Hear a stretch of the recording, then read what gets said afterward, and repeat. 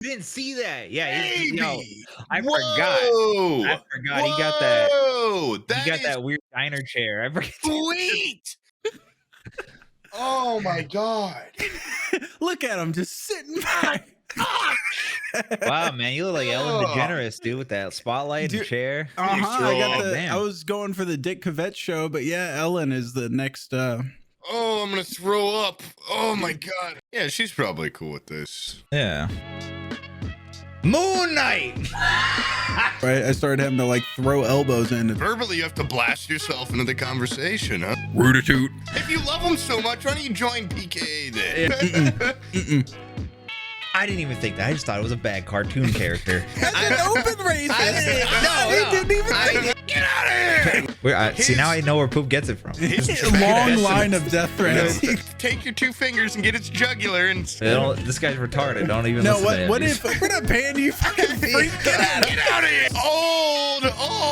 Yeah, old dude. Stop. Yeah, fuck him. We will work you like a rented fucking mule, bitch. I'm gonna be better. All right. What? You gotta spring this on us. Oh fuck! I'm getting like. I never thought I'd get imposter syndrome in this field.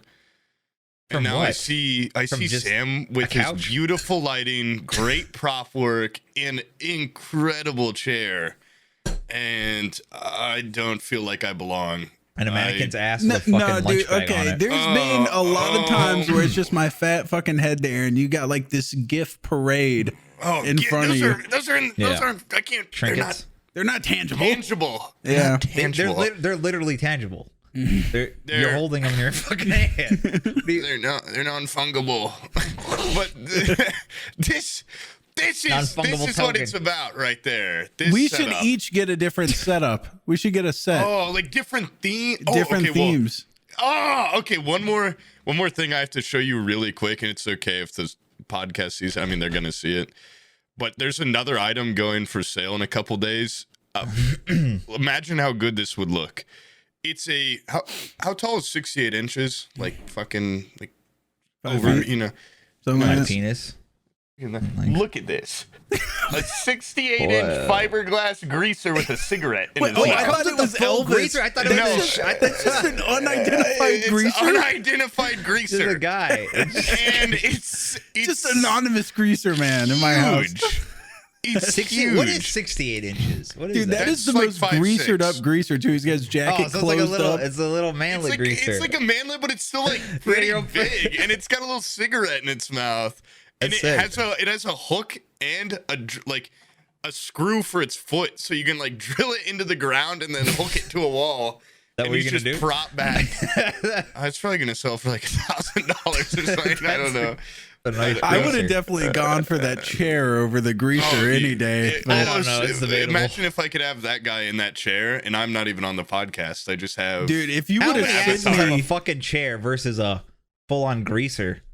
You know what I mean? This is a special area of interest to me. If you would have sent me that thing, I would have given you a fucking paycheck advance or whatever, a payday loan. For the greaser or the chair? No, for the chair. Yeah. The chair was, my mom sent it to me like a week ago, and I was like, God damn, what the fuck? I figured you would have seen it. They had it front page on the app. I've been scared to get on there because I buy shit and then the shipping kills me. I buy things looking at the price, not at the shipping. I invested. That's your half Jewishness there. It's not full. In your senses aren't fully heightened. Home defense system. Yeah. They had a like work the full on indoor like security camera setup. It went for like $80, so I didn't buy it. But I did buy a cavalry sword from 1915. Another fucking sword? Well, it's like a British cavalry sword. It's actually badass. Yeah, it's depending on who breaks in is whether or not he chooses the mallet, the sword, or I forgot the mallet. I haven't picked the mallet up yet. I'm gonna have two. What if something that needs squirtion breaks in? Yeah, Brian. I'll have two weapons. Giant rat. What if he's wearing thick this is America, Brian? People are afraid to invade us because everybody's got mallets and swords. What if he has plated armor? I'm gonna need a mallet. What if he's got no clothes skin? on? What if he just stab him with a sword? Hey, I'm scared. I got out of the hospital. Help! What if he's a meth head and he's What still are surviving? the chances someone breaks in like Where? fully armored versus not wearing full armor? Well, you can never be too safe. It's been 25 years. I've been itching to use that mallet. Guns are dangerous, but if we set up traps and weaponry all over the house, it should be good. No, the sword, it looks like a fencing saber almost, which is why I bought it, because I took a semester, so I'd be really well prepared. I did too. Yeah, we're the only cultured people in this call. Yeah, have you not taken fencing? No, it's the faggiest thing I've ever heard in my life. What the? You're going around holding a little cock around doing this. What are you talking about? Yeah, but then what do you do with it? You fucking stab someone right in the face. Yeah, they go, ow. What's cooler than that? Pip it, you pissed Pip off, Brian. Get out of here! Yeah, he's a huge fencer. He's like, you don't know shit. The gayest sports wrestling. It's literally man hugging each other. It's so gay. No, fencing's all about. God, this dog is driving me crazy. I'll be right back. Go take care of him. Dude, did you see that Elon Musk bought Twitter? I thought he was going to buy Twitter. He was going to, and then they were like, man, and he bought like a huge chunk of the market share. He bought like 10% market share or something. And then above all the board of directors, right? Because they don't even have a percent. Yeah. Some shit. Yeah, like he is one of the biggest shareholders by a large margin. And then he and then he just randomly was like, "Yeah, I'm buying the whole kit and caboodle." Which is I want the whole thing. Yeah, that's pretty badass. That's what I would do too. If I was a billionaire that just wanted to say wild shit on the internet. Oh yeah. Yeah. I love how like people hate him too because he they're like he acts too immature and too wild for a billionaire. And I'm just thinking about like if I happened across like billions of dollars and everything I said was scrutinized, I would be fucked because that guy says less wild shit than me on a regular basis.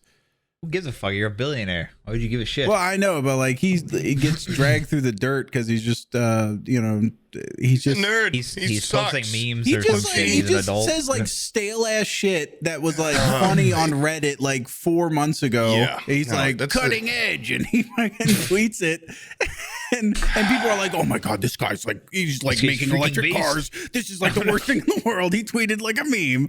I forgot about that. Yeah, didn't he say some insane shit and like the shares fucking plummeted and then like randomly he retracted it and came back? Like he fucks with the market. He probably just got out of a board meeting and he was like, what if I just take Tesla private? That was the tweet that fucking tanked the prices. He was you could tell he probably just got in a fight with them because they're like, you need to deliver these cars and you threw the metal ball at the truck and the window broke and you need to. He probably got out of there and was like, I could buy this fucking company outright and not have to deal with these guys ever again. And he tweeted it like an idiot. Well, it would be better if like any of the shit he tweeted was funny. Like you said, 4-month-old Reddit post. Yeah, like there's the inverse. There's people being like, you can't talk like that. You're a CEO. There's also people being like, oh my God, that's the funniest thing I've ever seen. Like, post more.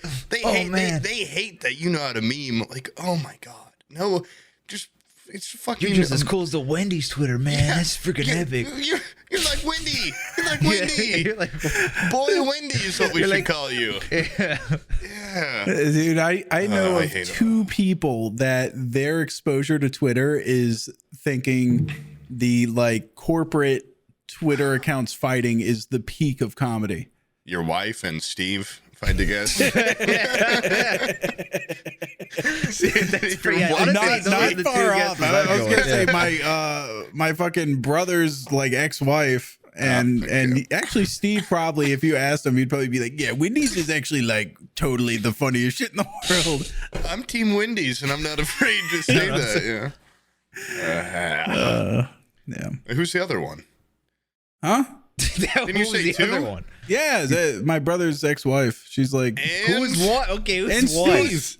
Oh, you were going to say Steve. Okay. No, I was gonna say my brother. Like my brother's very much of that. Yeah, he's that level. They would just send you texts with fucking tweets about some stupid shit Wendy said about Burger King. They just get the oldest shit. Like just like backwash from Facebook most of the time, and they're like, check this out, and I'm like, dude, come on. Come on, man. Don't send me this better. shit. Yeah, like you know better. Facebook is like a year behind, dude. What the fuck? Yeah, my mom's constantly sending me stuff where it's either just completely biased garbage bullshit where she like read the headline and was like, oh my God, California, they're breaking California off from the US with crowbars and it's going to float out into the whole. I'm like, what's wrong with you? And then the other stuff is like, yeah, old memes that were like really funny in 2012. My God, they ate a hamburger. They ate a hamburger. Oh my God. Sam, this little minion is going crazy. Holy shit. Yeah, have you seen this annoying orange? This thing is tearing it up. God. Yeah. Like, come on, Mom. I love one of my grandmas that like, she's so sweet. Like you would never like, if you didn't know her, you'd be like, oh, she would never say a swear word or anything. Like, I'm in the car with her. She's always like, God damn it. Like, watch the road, asshole. Like, like, since I have a kid, will be like, oh, I didn't mean to say that. And it's like, she'll be like, fuck, watch out. And like her most innocent, she always says like, whoa, watch it, Speed Racer. When people drive by, and I'm always like, oh my God, that is like the... I say that though. Someone drives by, that's like, funny. Speed Racer, like, calm down. I always call him Steve McQueen, but yeah, Speed Racer is way cooler. I do the classic like Sunny in Philadelphia, like, children play here. Watch, slow down, you pig. But her Facebook is always like, oh, I don't even think she drinks alcohol, and it's like. Yep, it's that time. Like when the clock hits 5 and the wine starts pouring. I'm like, wait, who is this for right now? Like, she's probably got like 8 Facebook friends. My mom's got all those where it's like it's just 2 ladies holding like wine glasses that then the stem becomes like a huge basin for more wine. It's just a glass. It's like that's mom like your thing. flask joke. Okay, so there might have been a very similar maybe you're affected that by was it. made before this podcast was started. And when it hit 5 o'clock, I might have grabbed a beer just because I had a long day, but I'm nothing like my grandma. And I might say, whoa, Speed Racer when people drive by, and I cuss a lot in the car. But yeah, and I might have had sex with my grandpa too, but I'm not like her. Okay, I'm not like her. Man, you ever like see that shit where you grow up with your parents or your grandparents and you're like, dude, that's so fucking annoying. Like that little thing that they do, and it kind of defines you for them or defines them for you. And then you get older and you fucking catch yourself doing that very thing that fucking pissed you off so much as a kid. Yeah, spanking myself, stuff like that. No, what do you give me an example? My grandfather, dude, his like his sense of humor was great because he found out that dad jokes are perfect for it's not that he one tells person them in the audience. Yeah, it's not for you, you know? Like when he tells the joke, he knows it's not funny. He wants to see you pissed off and irritated. That's his punchline. And but he would just do annoying shit like if he got like the tube for the paper towel holder, like, you know, just like the little cardboard tube in the middle, he'd like come up behind you and like put it in your ear and just go like root-a-toot. Like in your fucking ear. Yeah. Dude. And like I do that to my kids now and I'm like, fuck. Oh God. I'm him. But it's kind of nice too, because those are the things that stay like when they pass, you know, and that's how you extend your legacy. I'm going to be the most annoying dad possible and try to ingrain a lot of legacy holders and things like that. Yep. And my stepdad, speaking of paper towel holder, he'd always fucking invisible cock. No, he put like black chalk all around the brim, and he was a teacher at our school, and he'd be like, "Yeah, I made a kaleidoscope out of this. Like, look in it." And like he'd even put shit on the end, so you'd be like trying to look, and he's like, "No, you like try spinning it." And then you'd take it off and have a black ring around your eye, and like you wouldn't realize it. On the cartoons and shit. Yeah, I know. You just like, and you wouldn't know, and you do it to people in the hallway, and they'd be like, "I didn't see anything. This sucks," and walk off, and you'd be like, "Oh, like God gotcha. And I think that's funny. I don't know. I'd probably do it to a more extreme. Maybe like super glue around the edge and put it on. Or put like pepper. Rip your eyebrows off. Yeah. I have no idea what movie this is, but yeah, he's on the other end with a rubber band with salt in it. Yeah. Look in it. Salt blast you right in the eye. You know, he goes on the other end with a dart. blow dart. This is like a 20-foot long kaleidoscope.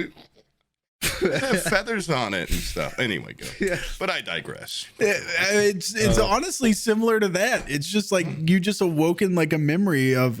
There was a movie I was watching where somebody, it was like a scientist was like, "I'm gonna rat on you" or something, and the guy's like, "Oh yeah, well check out this new sample," and like it's a fucking microscope that has razor blades. When you adjust the focus, razor blades come out the eye holes.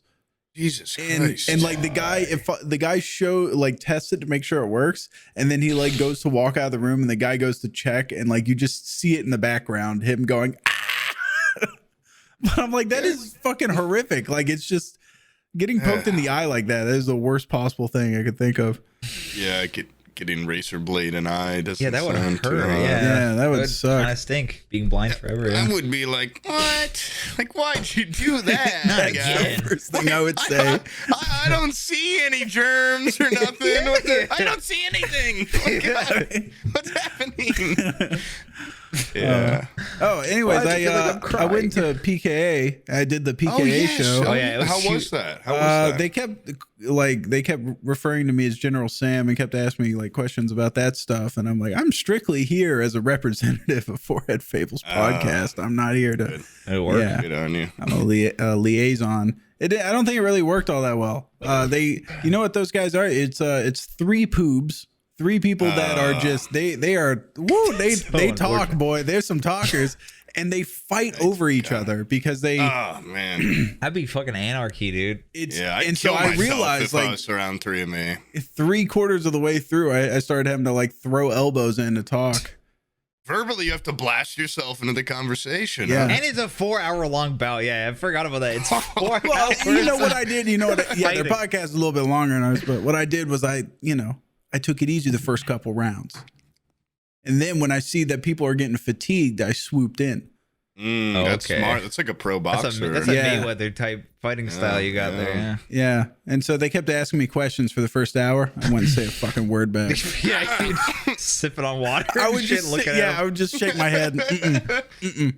Pass it on. Pass it on. Yeah. Next. Pat. Yep. In the final hour, you're okay. My start answering every question really quickly. Yeah.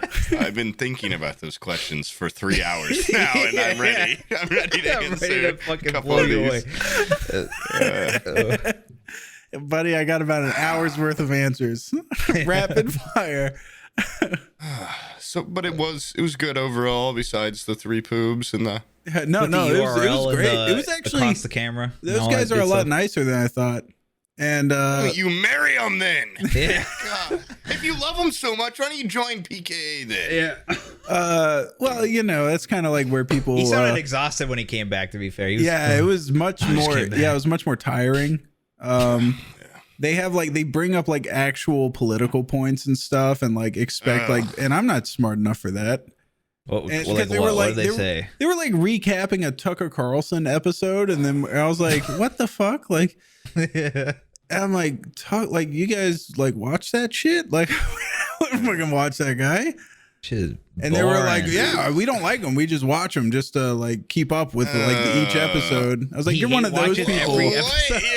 What? I just keep up like every fucking day. I watch him just to know his points. Who's that like disc jockey guy that was on the radio forever with the curly hair? Oh, Howard Stern. Howard Stern. Yeah, like there was statistics like more people watch him than actually just like him watch him like during his peak. Yeah. I'm sorry. I just realized it, and I'm not going to be able to let it pass till we address it. Is that thing racist next to you on the mannequin? Is that? It's a fucking bag. What? No, that's but it's got. I can't really tell. What am I seeing there though? That could be in any cartoon ever. What do you mean? It's not. It's It's what you're going to use as. It's a bag with little hands. Is that what you're talking about? Yeah, no, I mean, it's got that look to it. It's got female lips. It looks like Mr. Popo from Dragon Ball Z. It's blue. Yeah. It's blue. It looks like complete dark black with big red lips, which is blue as hell to me. Well, I mean, like, should I have done like that different color lips? I figured I would give her some lips. Yeah. It's what's the name for that? You would know because your family's got a lot of them. It's what's that called? Pickaninny. I was gonna say that those are that's not even close. Honestly, I didn't even think that you talk about how I make racist shit all the time. I didn't even think that. I just thought it was a bad cartoon character. You immediately saw the big red lips and the racist doesn't see anything wrong with it. I think you're fine. No, I thought it was like those old timey cartoons. Yeah, Brian's defense that he's like, that's an open racist. I didn't associate it with nothing. It just looks like a cartoon woman. You know what? You're right. I thought it wasn't racist enough. You saw those big red lips and you were like, that looks like something. It looks like a racist interpretation of I don't know, Mr. Tally or something. I can't tell what I'm looking at, but all right, bring it closer. I want to see it. Bring it to the camera. I don't feel like getting up. But what it is, it's more racist, dude. Okay, if there's like an afro under that hat, no, or some there isn't. shit, It's just a little paper hat. I'm gonna no. Eat When my I moved into this house, I found this lady in a closet. Yeah, there was like cremated remains. It's a lady named Margaret. Called the family back. They said she was honestly like an asshole, so you can keep her or just throw her away or something. Racist. She was a racist, so turn her into and I was like, well, fuck, like I'm not just gonna like put her back in the closet, and I can't just throw her away to go to the landfill. So I'm hoping I'm hoping both of those things. No, well, the people that were like she's an asshole, they're very uptight, conservative people, and so I'm hoping she was like kind of a free spirit and yeah, and I was hoping she was just fuck with them a lot. Yeah, she's probably cool with this. Yeah, so I was like, hey, I'll give her like little pipe cleaner arms. Gave her some lips. I'm sorry, her receptacle is a black box. I mean, I didn't choose that. It is black? I thought it was blue. Oh, it's a light. Brian can't it's the light. See, I don't see color. I color, man. I cut my mannequin in half, so she's got a big fucking dumpy. Yeah, probably better did that unscrew or did you? That's too flush. I cleft it in twine. I'm not gonna lie, that Poob shower ass pic looks a little better than that mannequin booty. Poob. Well, it's because that's sculpted after a woman. Mine's sculpted after a more full ass. You know what you should do, Poob, is you should get a mannequin and then you should do a 360 scan of your ass. And I know a guy that you can send it off to, and he can 3D print a new ass for your mannequin. That would be actually great because I'm having such a hard time fucking this one from behind. And after I took that picture, I sat down and started streaming and haven't stood up in about 4 years. So I think my ass is flattened out and gone up my back and down my legs. Your ass is completely flat. It's got tall, when you clench, it gets all the dimples and shit up it. God. Yeah. So. Oh man. Well, at least we still have the picture of the memories. The picture could be 3D modeled, and then I could go, yeah, this is primo. Yeah, this is perfect prosthetic ass. Do you think if you started working out, you could reattain that ass, or do you think it's forever squished out of your body? No, I think if I just maybe did a squat, one squat a day. An extra squat. Well, I do the squat down to the chair, and I do the squat out of it, so maybe 5 squats. It's probably maintained. So all you have to do is get up out of your chair 5 times in a day, and it'll fucking come back immediately. Yeah. I'm supposed to start playing soccer with my friends soon.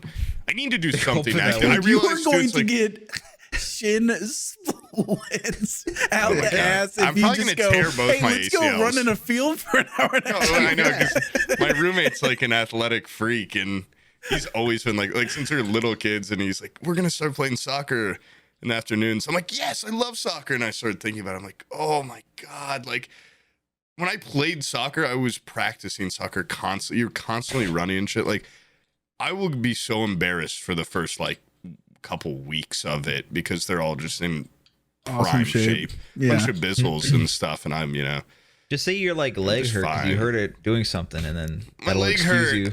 Yeah. Well, I don't want. That's the problem. I need to not get out of it. I need to do it. No. You do it. You just like you play so shit because you hurt yourself. I do a pre-excuse with saving somebody or whatever.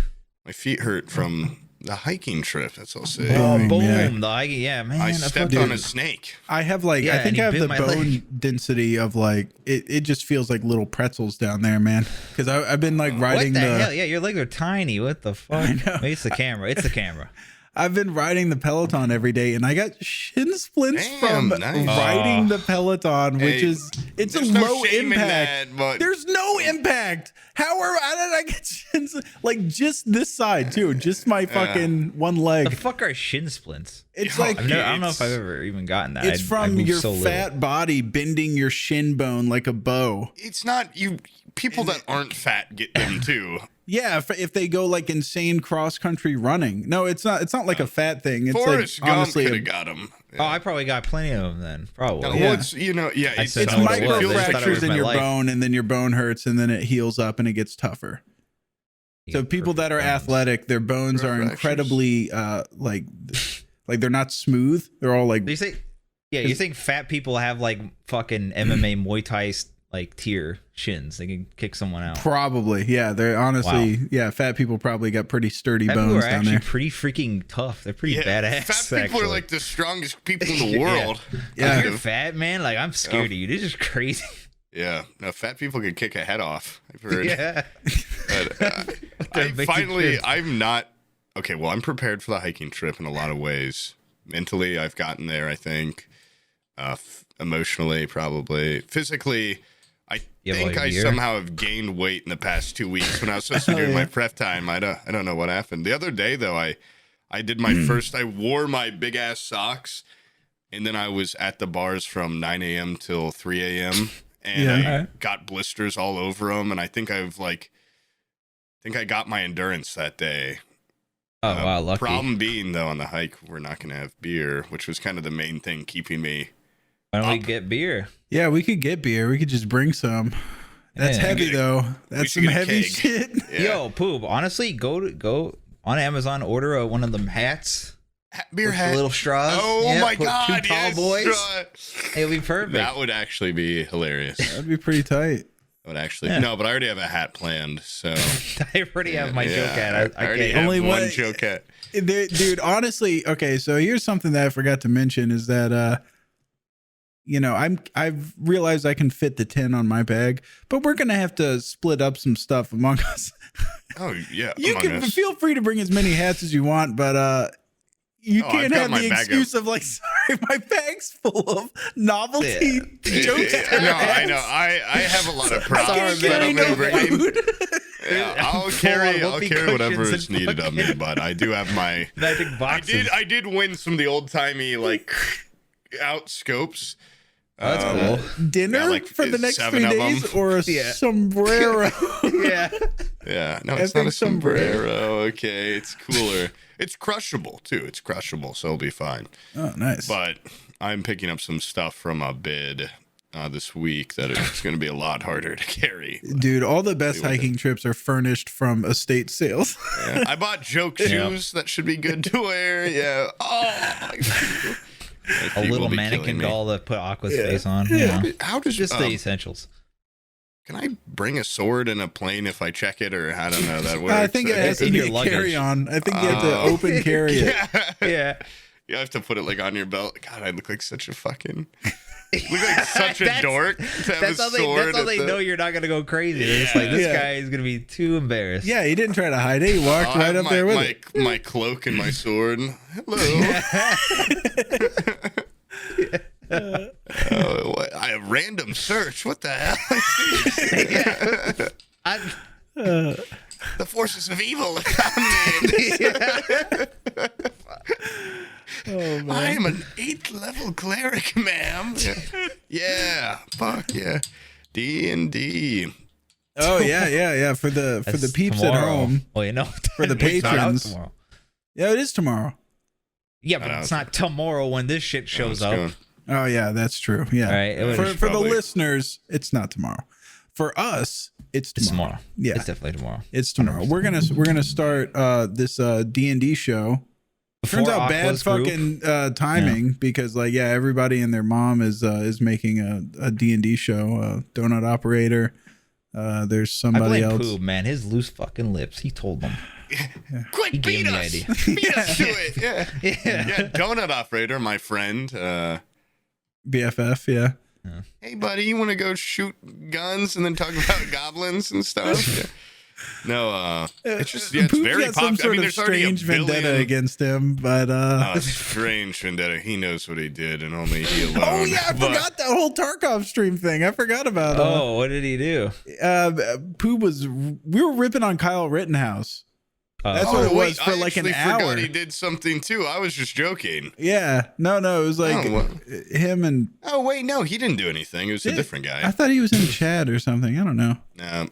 I don't know. Maybe. Who knows? We can't talk shit about him though because he's a cop or whatever. He could have SWAT come down here and kill us.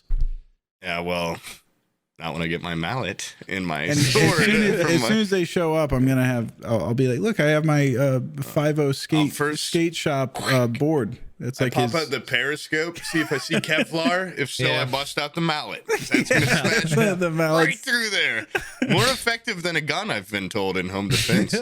And the other day, I heard someone who's probably, I think I talked about this last podcast, maybe like 40 shots, like 100 yards from my house. But I'm gonna put the mallet and the sword as like a cross guard on my front door. Like a warning. What? So like robbers can just break my window. Hey, look, this guy left out something to break the window down and then something to kill him with. In case of emergency, a big mallet on the outside of my house. Yeah. And then there's also a key. Yeah. No. Oh man. Donut Operator, we're cool. But yeah, D&D. Are we? Should we even talk about that? Should we cut that? Should we? When are we? At this point, everyone knows. Yeah, everybody knows. We've done an official announcement. Oh. When? We talked about it during Bizzle's podcast. And people have been commenting about it. Yeah. Okay, it was one of those famous moments where we're like, Stalt, cut this, and then he never cuts anything we fucking say. Fuck yeah. Hey, Stalt, cut this out. Yeah. So cut this out. I respect you. Yeah, cut that out, bitch. Yeah, cut it out. No one's ever gonna see that shit. I love you. Cut that out. Now put this in. You're a valued member of this team. Cut that shit out. All right. Yep. But okay, shit. Yeah, on my stream, I keep going like, "Oh, I've got a secret project next week." Yeah, everyone knows. I didn't know. Okay. Well, I'm very excited. We should probably. You know what I told him? I was like, "Hey, remember that idea we had where it was? You told me about there was a podcast that does a D&D show, and like their whole gimmick is they stay inside the starting room for as long as possible, just to like piss off their they're DM. In the tavern the entire time. The entire time. I was like, we were talking about this. Like, what if we just do the opposite? Like, as soon as we start, we're just like, just run! I run as fast as possible. Down the road. Take a right turn. Go into the woods. Run as far into the woods as possible. All and then, three separately. Yeah, in different directions. You just scatter as fast as possible. And he's like, well, I mean, like, what if like a, you know, I told him this. I told Bizzle this. He's like, oh my fucking god. And he was like, okay, so like, I ride in like a hunter to come that like stumbles across you. I'm like, I see him, I run. I just run. Any human contact, I run as fast as possible. My character has the spell Shape Earth, and I bury myself in the ground again like an ostrich. The first thing I do in the woods is I take sharp sticks and I cram them in my ears to deafen myself and in my eyes so I'm blind, and I just run as fast as possible. I cast invisibility. I sprint. Fucking Ella Keller. Yeah. And he's just like, what the hell? And like, that's not fun for anyone. Yeah. Wouldn't that be funny though? Just to fucking make the worst D&D campaign, just to try to fuck over his writing as much as possible. Because he's sitting there making three directions and factions and just running explain to me my surroundings now that it's my turn. Okay, we set off like a bomb in the starting tavern that leaves all of us deafened for the rest of the campaign. Whoa! And we all have shell shock, so every night every fight. Oh, this is just like before. We're just bound by trauma. Our characters are all pacifists, but no cool workaround. Like, we're also not like clever, charming. Or... We have no charisma, no game with the ladies. We got no fucking money. We can't buy our way out of situations. We're not even like good at running from stuff. We're all fat, overweight. And so we it's like have no magic or anything. Yeah. Yeah, we're just a group of misfits. It will be interesting to Not see in a wacky way, though. what kind of wacky little things we get up to. And we should do like a meeting beforehand, right? Like, I have no idea the format. Nah. Or like what we're recording. What's going to separate our show from everybody else's show is its complete lack of organization, professionalism. Okay. I don't even know how to play the game. Okay. Here's an idea. You know what's funny is usually people they get into D&D for years and they go, you know what? We've gotten so good at this. Our storytelling capabilities are so good that like we should encapsulate this in some sort of show.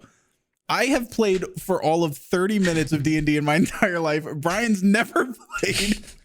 I've been playing for like a couple months, once a week. Yeah, but Poob has thousands of times more experience than I have. And then Bizzle has been playing since like he was 7 or whatever. He's like king nerd. But which is weird because he's like the most Chad out of all of us. Like, what he the hell? doesn't play consistently though, or I think maybe he used to a lot, and I thought he's like hasn't played in a while. Maybe he does. Maybe he plays every fucking day. I have no idea. Nah, he has I think he has a problem. It's time consuming though. Finding like a good group. Yeah. Well, he's like it's some of the best fun. I think sorry. It does seem like it's some of the most fun you can have with the right people, but also I'm sure D&D can be a real slog if you're playing with dickheads. To my some of my best IRL friends I've been playing D&D with for a couple months, but yeah, like from the first week I was like, I need to play this with them also because it will be so much funnier. Like ours is funny, but it's like I'm doing a podcast thing almost. Like there'll be so much dead time where all my friends they're like, they're funny, but they're not I try to be funny. Yeah. Like I'm constantly like in my head just scanning for a joke to say at anything the DM says. And the rest of them, they'll just be like, what do you want to do? And I'm like, do I have to talk to the NPC again? And I'll talk to him and stuff. And the fights it's also the DM's first time DMing. So he's like, we'll argue for like 30 minutes. Like, is that how that spell is? I've talked about this before. Like we had like a huge argument about like, so when you summon an animal, does it look like ghostly or does it look like a regular animal? And by the end of it, I'm like, it doesn't matter. Like the fight ended one combat later. I'm like, what the fuck is going on? Like, I don't care if my wolf looks like a ghost or a regular wolf. Well, it depends. Then again, that's what I told Bizzle we're gonna do. I'm like, I'm gonna argue every little tiny detail. The first thing I'm gonna do is explain to me everything. Like the color blue in your world, is that like similar to the color blue in the real world? Like that's holy fuck. What does that smell like here? What does that smell like? That would be so annoying to listen to. That would be insane. Yeah, I know. All the people completely analytical. He's just like, dude, come on. I also love being right, and so the other people in the fucking campaign probably hate me because I'm like, okay, well now we've argued long enough. Like we should establish like it is a regular wolf, right? Like we go back and forth. We have fun. We have fun over there. Yeah, it's just a lot of stubborn people, so it won't be too different. Yeah, it's gonna be very similar.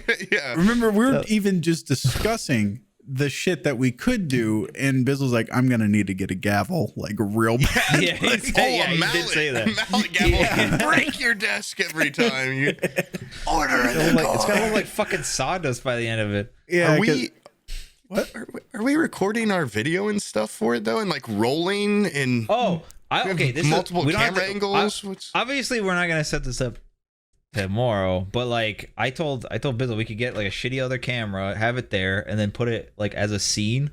And so then when it's your time to roll, you just switch the scene, roll it, and then switch back. That way you don't got two fucking cameras. Oh, and we could get gag hands and stuff, like little skeleton hands and stuff that roll them.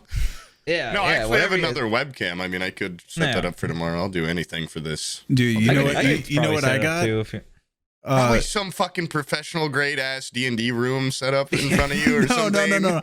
I got like a real dungeon. Okay, so you know, like webcams, right? Like the C920, like the usual That's exactly Logitech. what I was. Yep. I am so pissed off with them.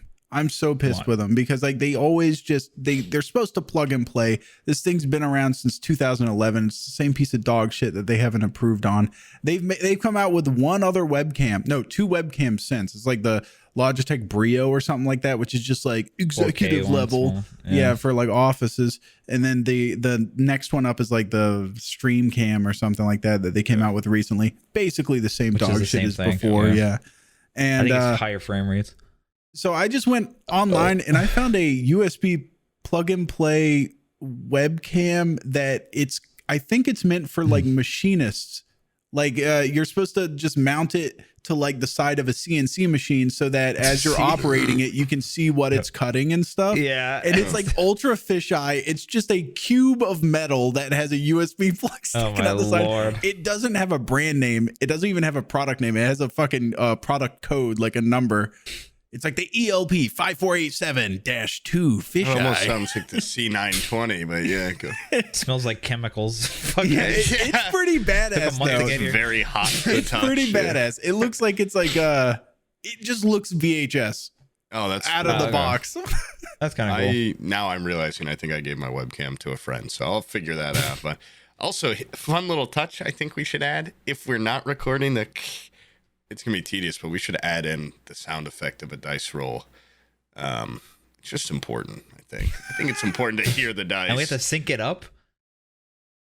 Like, oh, that could be a joke. Like, so what's the industry standard on like I've been voices? Doing my like, are we supposed to? Am I supposed to be working on my impressions? I'm very glad you ask because, well, see, the thing is. I really hope Bizzle does voices because he's every character but us. And if there's some way we can integrate. Best person, he's got the same voice for everything. If there's some way to integrate at some point, like I've seen it in a couple other D&D podcasts where they'll be like, "Can I please be this NPC?" And the DM will be like, "Oh, fine. Like you can be this guy that means nothing to the plot," and then you'll get to do a funny voice or something, but. Albie does funny little voices. I've been thinking about that. Like, should we've talked about this before, and you guys are like, no, we're not doing fucking voices. And it's like, what voice would I do? It's such a commitment to talk like that all the time. It would probably be so fucking annoying. No, my character happens to conveniently sound exactly like me. Yeah. Your character's you, isn't it? It's probably fucking you. His name is General. Yeah, you said General in the Army. His name's Damn. Dammy. Damn. I watched The Northman yesterday. Yeah, with Willem Dafoe. 41 minutes. I recognize some with Willem Dafoe. Yeah, he's like the probably 8th build character in that movie out of like 10 characters, but he was good while he was in it. But oh my god, it was great. First off, that's not what I'm talking about. I mean, I'll talk about it a little now. Wow. Sensational. Now that you're asking about it, now that we love talking about movies, did a lot for me that Green Knight couldn't in terms of keeping me excited, keeping me engaged. Pooh was complaining about the Green Knight because it was talking about the Turkish genocide, and he was. I'd rather just ignore Armenian genocide is what he said, and he said it wasn't real or something. I actually conveniently, now that you brought up like the Armenian genocide for some reason, because the Green Knight got a lot of flack because they mentioned the Armenian genocide and a bunch of Turkish people fucking review bombed it. When did they? I didn't understand. The arrogant the king will be in the castle, and like I had no idea what they were saying. The Green Knight? When did that? Wait. Why would it have mentioned the Armenian genocide? It's a Camelot tale. Yeah. Genocide. No, it didn't. They talk about a green guy. Moon Knight. Yeah. Okay, Moon Knight. Okay, Moon Knight. That's a complete different thing. That is a totally different realm of entertainment. Okay, well, Jesus Christ. I was like, whoa, like Merlin's court they talk about wild shit. Once again, is Green Knight? Why do I recognize that name? It's about King Arthur and shit, and like. Okay. You had every time one of you says I something was thinking of ridiculously Black Knight dumb. by Martin Lawrence, dude. Oh my god, the Black Knight rocks.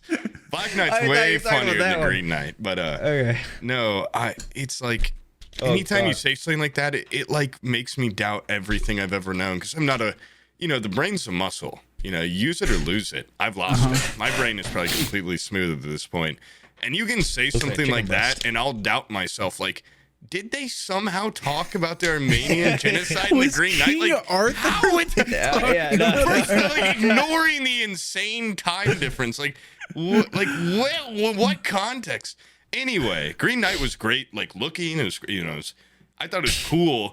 This movie though was like, oh my god, I was in it. Even my friends, like, they loved it, but they're like, oh, the beginning pretty slow. Like the build up, like, kind of dragged on, but it wasn't bad. I was there for it. I was there for the entire thing. Really liked it. I'm not even, what's his name? Robert Eggers. I'm not even like a huge. Oh, he made The Northman? Yeah, like I like The Lighthouse. This is probably fucked up. I haven't even finished it technically, and I've never seen The Witch. The Witch is great. This he's done it again. What can I say? 3 for 3. This movie was badass. In a way, it reminded me of my D&D character in some small facets. I'm not gonna tell you guys about my character too much, but yeah, I kind of was like, man, should I do a strong Viking accent for the entire time and like in the worst way? And no, yeah. Like, you could stick of that. I'll hail the grandfather, and like kind of like more like Goldmember than like a Viking. You want to, Muscle Bust in Discord? His brother will disappear for like a year because we just like make fun of him and shit on him. Herman. Actually, why? I don't know why, but then he eventually comes crawling back for some stupid reason, and when he comes crawling back, he hasn't been speaking English. Oh, and so he like forgets, and he sounds like that. He comes back and he sounds like he's the grandfather. I will avenge me father. He just sounds like he's singing a song, like whatever he's saying. I'm like, what the fuck? Like, what happened to your English? It's completely gone. He's like, I don't fucking know. It's gone.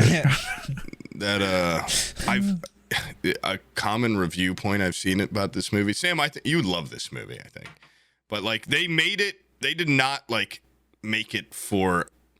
They didn't dumb it down for a today audience at all, or like make them relatable. Like no one's relatable. They're very much like people from 800 AD. Like all the good guys are not good people if you look at them how you would today. Oh, very much like that Last Duel movie that we're talking about. Yeah, kind of like they're like all own like slaves the guy was the shit, hero like, of his own story, and by today's standards, you're like, that was still very much rape. No, it is. I saw a thing about like comparing the Green Knight, this and Last Duel of like their kind of morals of that are kind of all similar in the same year, and their Green Knight and this more like kind of whimsical, weird medieval tales. Like another thing, this isn't really a spoiler, but it had a lot more like whimsy to it than I thought it would, which I really liked. Like Norse mythology's like, like a real thing in it. Oh which I thought was like it's actually it influences the world in some way. Yeah, it's not like just, that, but in like more subtle than like, oh, I'm an angry god. But like you see a raven and you're like, that raven's like fucking doing shit. Like, and this guy with one eye is throwing lightning down at people. And sometimes. Also Odin's like, I am your grandfather. And it's I really like badass. Anyway, I'm gonna do a Viking accent. You know what, dude? For my D&D character. I've told Muscle and base my character off this. Don't do that. You're gonna be so bored of 2 hours of sounding like that. They're in the cavern.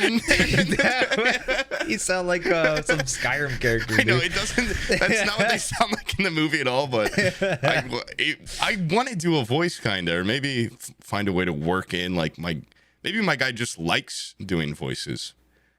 Yeah, that's so dumb, but we'll see. All right, yeah. No, you can do that. I can do whatever I want. Just in this walk world. into it.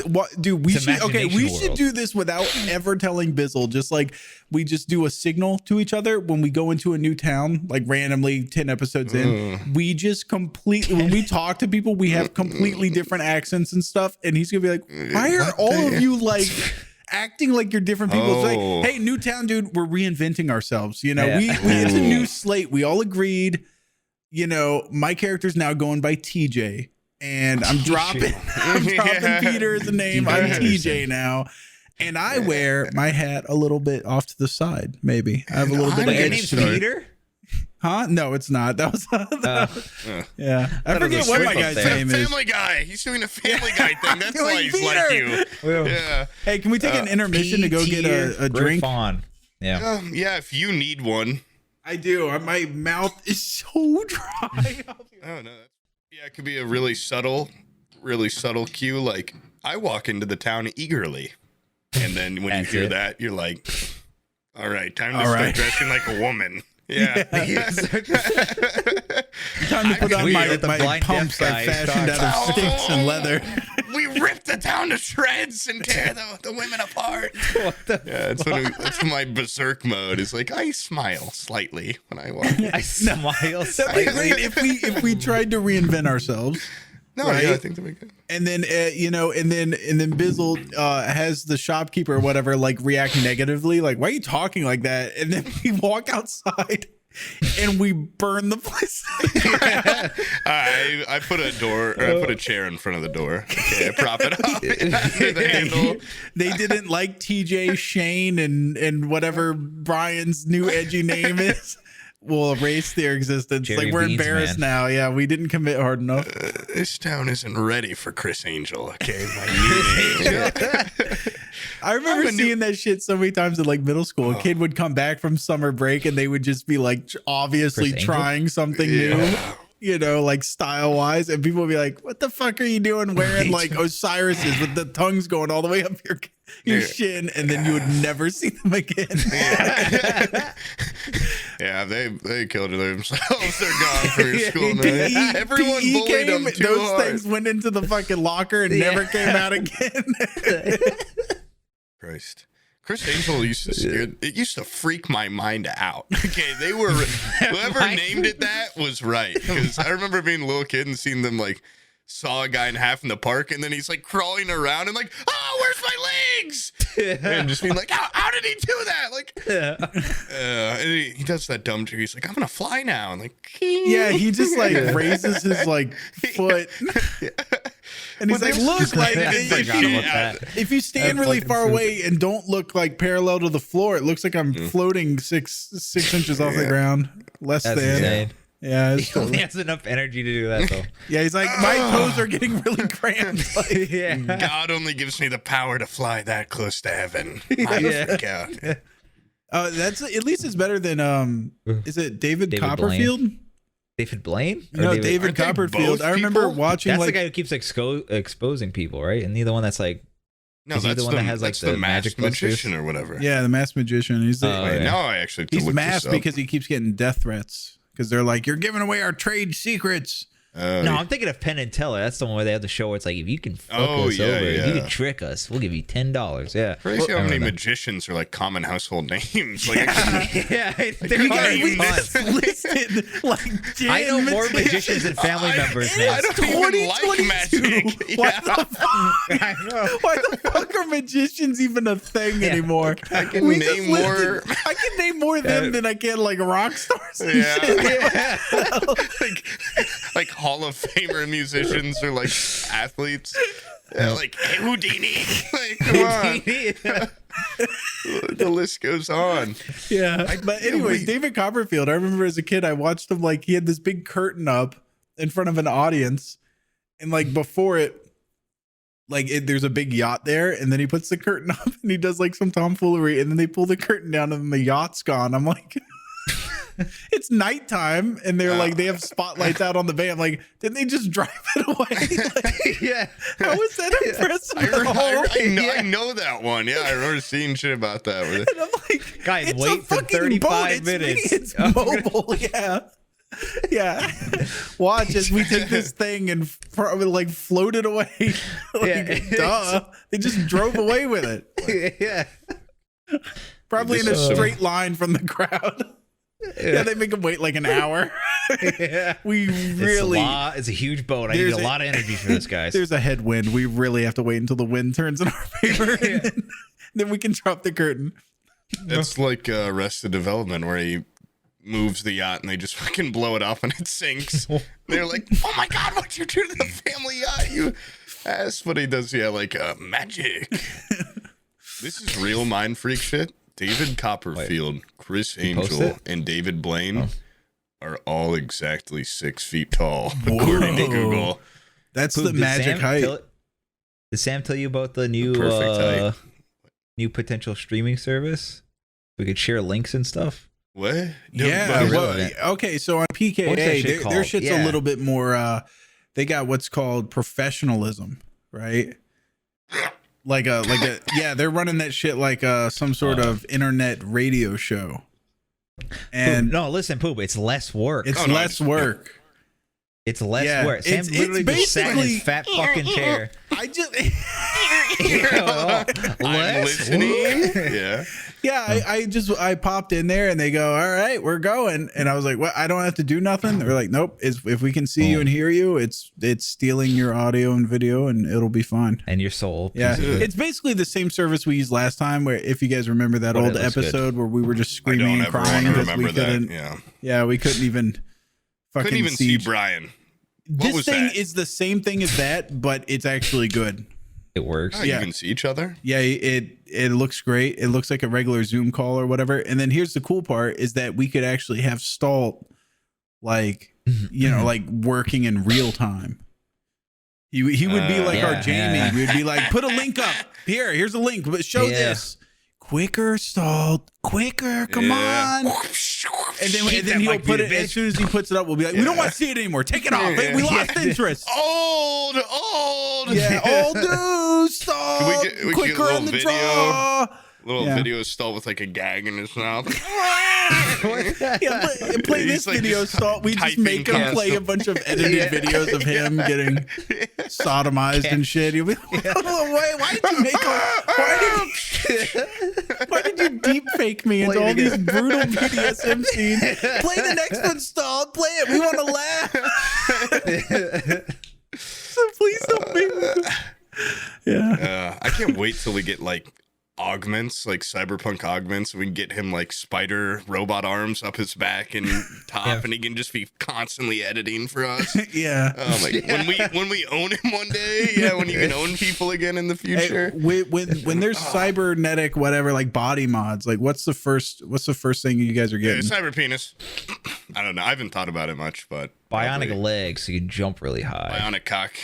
I honestly think bionic legs might be the most feasible. I don't need them. I don't need the feeling, I feel like, in my toes and stuff. It also or like arms so you can lift shit. Or I guess it would be like a but the problem is like if you have arms, right? Like you're still limited by. I feel like you could very easily try to pick up something too heavy and like it's still limited by the weight that can burden on your shoulders. That'd be more of an exoskeleton thing. Which is nice with the whole like bionic legs. You can run real quick too. Yeah, like that's your base, man. You know, you can. I mean, I'd get a bionic eye too, especially if it like when they're first getting those out. Hell yeah! Like if it was like Kano eye or something, that'd be sweet. That shoots a laser. Yeah, or even if it didn't, and I could be like, let me see under this guy's clothes. Like, beep, beep, beep, beep. Yeah, I would get hair plugs. Bionic hairs that just never. Hey, robot hair. Yeah. That's the first one I'm getting is hair plugs. And little wisps of some metal. I changed my answer. That's the next. I want that. I'll be like, hey, look, I can make my. I want them too. Yeah. I can make my hair kind of like not as thin. Chest hair plugs, and I can dye it sometimes. I can make it change color or whatever. Oh, that'd be like you just like on the fly change it, little fiber optic. Well, because like everybody, like if you're a streamer or whatever, you got to have vibrant hair. But if you're the first guy with RGB, like constantly rotating colored hair, you would be. My eye look like the Razer logo. You would be top of the Twitch leaderboards in no time. Oh my god, yeah, and like bionic teeth. Build be a human nutcracker. You could eat Okay, so rocks, like yeah. dentures and hair plugs. They should make those real things. You Oh know my what, god! I think like Yeah. bionic ears, but like just like something you poke in there. Oh yes. It's like battery powered. Yeah. Okay, yeah. That'd be a good idea. Like No, maybe bionic like ears I'd a so need. silver or a cream members only jacket, maybe. To add to the Yes. aesthetic. Yeah, with a scorpion some- on the back. Some just for- Dockers, maybe a hurricane, which is like a regular cane, but it has like 4 stability feet on the bottom. White bionic Skechers Whoa. they improve your walk. Yes. And they give you a lift. They make you an inch taller. Yes. And they self-lace. That's actually... Yeah, but in the future, like I want my Instead of- it's phone to be Velcro. like super simplified, like so like a jitterbug or something. Yeah. All I need are like 8 huge buttons. Is that so Yeah. much? And everything, and all the text should be in size 37 font. It's just, Oh my god, my Bionic's eyes see so much better. Look how huge everything is. Dude, I think this future is probably attainable for us in like maybe like 2050, maybe 2060 or something. yeah. Oh it's Christ. pretty Weird. old. Yeah. We I think we should be able to get all that stuff. It It'd be doesn't. fully bionic. Yeah. That would be so fucking scary. Like they just start like, yeah, we're testing it out, and you go and get fully bionic and go see your family. I went a little overboard. See how people get like way too much plastic surgery, but just like I am made of I'm getting completely the- of metal. I got the arms, legs, torso. I got the whole thing. It started with just the hair and the teeth, and it really got ahead of myself. And the balls, obviously, I needed to be fertile forever. No, that's the only part of you that's actually left. It's just the balls. The Leave. cock's been replaced, but just the balls are hanging Leave there. the balls. They never did anything wrong. It's his They brain did and their his job. balls. They did their job. Oh Yeah. man. That would be his like Achilles heel. It's just his nutsack. Yeah. No, you'd of course get like a little What if- plexiglass fucking like fighter, like gunner, like ball over it, you know? Oh god. So he'd have a fake ball. I It's thought like it was pure. what's his name? David Copperfield. His name's not David Bukkake. David. The guy from like David he's Suzuki. a sex addict in that show and in real life. You know David in Attenborough? Zoolander when he has the glass case around his hand because he's a hand model.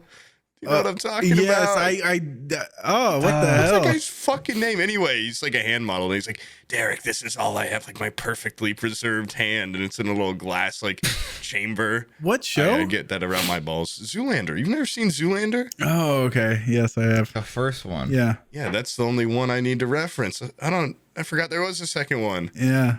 Anyway, what the fuck's that guy's name? Throw that guy's name. David Duchovny? Right here. No. Yeah. Yes. Yeah, something like that. Yes, it's the guy from X-Files? Yeah, but I know him best from Evolution, the movie. Evolution? My grandpa loved that Have you seen movie. Californication? No, but that's the one I was referencing where he's a sex addict, right? Okay, yeah. Oh, nice. Yeah, let's give a hand for that guy. I like David Duchovny. I think he's a cool guy. I love Evolution. Yeah, it's a classic. He's also in that movie California with Brad Pitt. Brad Pitt plays like a inbred like white trash killer. Oh, kind of like Snatch? Yes, Or- but like not that he's like Euro trash, and in this he's Oh, like yeah, white he's trash, like like American American. Like, look out your window. Yeah. Bit of dirt or something. Wait, I just realized that is a strange parallel. Like is that a bad word? What they call them in Snatch, pikey? Is that like a derog- Pikey? Yeah. I don't I think know, it but is, it's two isn't it? British rednecks, so it doesn't really matter. They're never going to see this. Yeah, they don't have fucking internet or whatever. It is weird the parallel. I never caught that where they're basically of the same. Never seen California. They're both like white trash, Let's but one has a Every place got caravan white and the other trash. one has like a trailer. Yeah. Which American It's trailers same thing, yeah. are strange. They call them mobile homes, but no, they move to the destination and then they never move again. Yeah. Yeah. I Nobody- could move it if I ever needed to. Yeah, right. It's I on have cinder never blocks. seen Yeah. one of those move except for down to the dump where it gets fucking trash Yo, grass don't compacted. grow around here anymore, man. You have been here for a while. Yeah. Oh. You know what's funny is I remember I think it was like a Popular Mechanics or something like that. My grandfather gave me a bunch of old ones from like the 70s and the 60s. and they have like great, nuclear reactor fueled tractors. The tractor of the future, and it has like it's like out of Fallout. It has like a reactor on the Holy back. shit.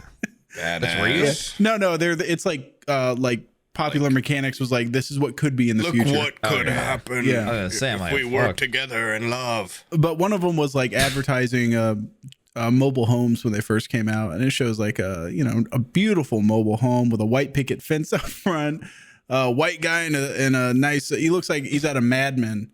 He's got his feet propped up in a lawn chair, and he's drinking a fucking martini in the front yard of his mobile home. And he's on Mars. And his wife has like a sundress on and an apron. She's a stay-at-home mom at the trailer. And I'm like, she's dude, a robot. This is so far from what actually happened with mobile homes. The guy that made mobile homes was like, oh my fucking God. What the hell? It was supposed to be like a temporary thing. He created a curse on Why aren't they moving them? They're mobile. Why are they making little communities with them? Why are they all hanging out together? It's supposed to be like you plop it down and while you're building your actual house. Yeah. Is that what they were originated for? No, I think it advertised it like you could save for It's like a starter home. Yeah, like a starter home, and it would cost like almost nothing.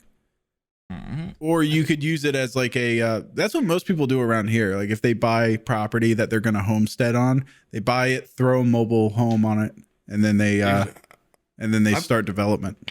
I'd probably fill out a double wide nice right now. Like I wouldn't want to live in a mobile home, but honestly, when you're in a modern mobile home, you forget. Yeah, no, it just feels like a regular house. It honestly does. But the problem is 10, 15, 20 years down the road, like you just get subfloor damage from the fucking shitty bathrooms. The electrical's a goddamn nightmare. And you get like roof leaks and shit. And the fucking doors are like, you can't go to Home Depot and get a replacement door. Their doors are like paper thin. And they got like weird dimensions to stuff. And it's not like built with normal shit so like maintenance on them is a nightmare. I would never get a mobile home. They depreciate more in value than cars, and you can't get pussy in them like you can a car. I would never in a million years get one of those. I would get a modular home though. That's a completely different thing. That's where they take a regular house and they cut it into like quarters, and then they bring it to the lot and they like slap it together. And that would be sick to move my house from Indiana to somewhere cooler. You want to hear some wild shit? My grandfather, he's an interesting dude, man. He was one of these guys that would like work his ass off with the dream of being rich. That was his thing, was like, I want to be a successful businessman. And he tried so hard, but he was just playing at the game completely wrong. So this is your mom's dad? Yeah. And he did this twice. He would see a house that was either getting sold, or actually both times it happened to be that they were going to level it. They were going to demolish it. And he would go, will you sell me that house? And they're like, dude, we're about to knock it down. And they're like, look, if you can get it off the lot in X amount of time, they usually give him like 4 days. He's like, if you can get it off the lot in like 4 days, then I don't have to clean up all the debris from me like burning it down or knocking it down or whatever. And so and you can get it for like X amount of money. It was always like dirt cheap. And $4. I don't know like who the fuck would do this, but who sees a house and goes like, I could move that bad boy over here. And he would load up these houses onto like the back of like I-beams on these flatbed trucks. And like they would take down telephone poles. They would take down electrical service and everything, and stop traffic on both sides of the road to just drive these. I'm not talking like little atomic ranches. No, one of them is a legit, it's like a colonial style 2-story house, balloon framed house with a left and a right wing on it. And my uncle cut this thing in half with a fucking chainsaw, and they carried the top half in the back of a truck and the bottom half on the back of a truck. What the fuck? And and they moved it into this neighborhood and plopped it down, and then they just kind of like slapped them back together and did a shitload of drywall work. And it's a beautiful house now. You go into that neighborhood, it's still there. It's the nicest house in the whole neighborhood. What the fuck? But I'm like, who sees a house and goes, damn, I could yank that bad boy from out of there. Yeah, cut that shit into pieces. I don't know anybody under the age I of didn't know you could fucking move a 60s house like that. that would have that much work ethic and just grind for. Also, yeah, to not like, there's got to be an easier way to make money than like I'm gonna move this house. Having to do like an Ocean's 11 operation to get a fucking house. Dude, we got 4 days. How often do you meet people like that are like our age, where like he would go up there and just see like a house, and he would see like he would go up there and start shaking hands like, hey, what the fuck's going on here? What are you guys doing with this house? Yeah. And then gets noticed that he can get the fuck, if he can get it out of there in 4 days. And so like, he was one of those guys that he would see something, start fucking calling up people. Hey dude, can you move a house? Like, what if we like cut this house in half? Like, you got a truck, dude. Don't lie to me. I know you got a truck. Can I put a house on the back of your truck? It starts calling up the city. Do you mind if I yank down power lines going all the way down Main Street? Like, who does that shit? Yeah, that's such a weird. I have a cousin that's kind of like that. I think now he's got like probably a decent job. And when I say cousin, he's like late 30s, 40. My family's like so oddly aged. Like, he's my first cousin, but he's like, he's like way older. He's like my uncle or something. And he's always been like super like, I want to get rich type feel and stuff. And he he won a bid without knowing anything about it. He bought like a fucking entire like hospital's amount worth of medical equipment and like dentistry equipment. He opens up an orthodontics. He was like, when I flip this, I'm gonna be fucking rich. Like, I just have to figure out. And then what he started realizing, what is all this shit? And then also like learning how to repair it, like stuff that needed it. And then like, who the fuck do I sell this to? And like, where do I keep it? And when I was like 16, he's like Will Smith, the bone telling me about scanners. it. Like, you want to get in on this? And like, you come work for me, blah, blah. Like, one day I want to be really rich. Like, he would always tell me that, like, one day, and it always, like, I love the guy, but it'd always be like an awkward, like, I'm good. Like, good luck with that, though. And he's like, oh, you're going to regret. Like, you'll rue the day. He's rich now, isn't he? He'll rue the day. I don't think so. I don't know. Okay. I can't thought you tell, were gonna but have a big turnaround where if he's have you ever heard of Elon Musk? Come work at this emerald mine, kid. It's awesome. No, this guy, like, I in college, God, that was the worst part about doing like computer science stuff, is everyone being like, oh, so you know computers, huh? Like, why don't you come work this scheme with us and stuff? And he gave me this big offer, like, make me a website where I can like sell all this stuff and I'll give you like X percentage. And I was just so fucking like, I hated coding and I was so lazy. Yeah. If he actually became like a millionaire off this, I'd probably be killed myself by now from declining that offer, because it would have probably taken like, and honestly, in hindsight, like, I should just do it because he's family. Like, I should have just been a bigger guy and been like, I'll do it.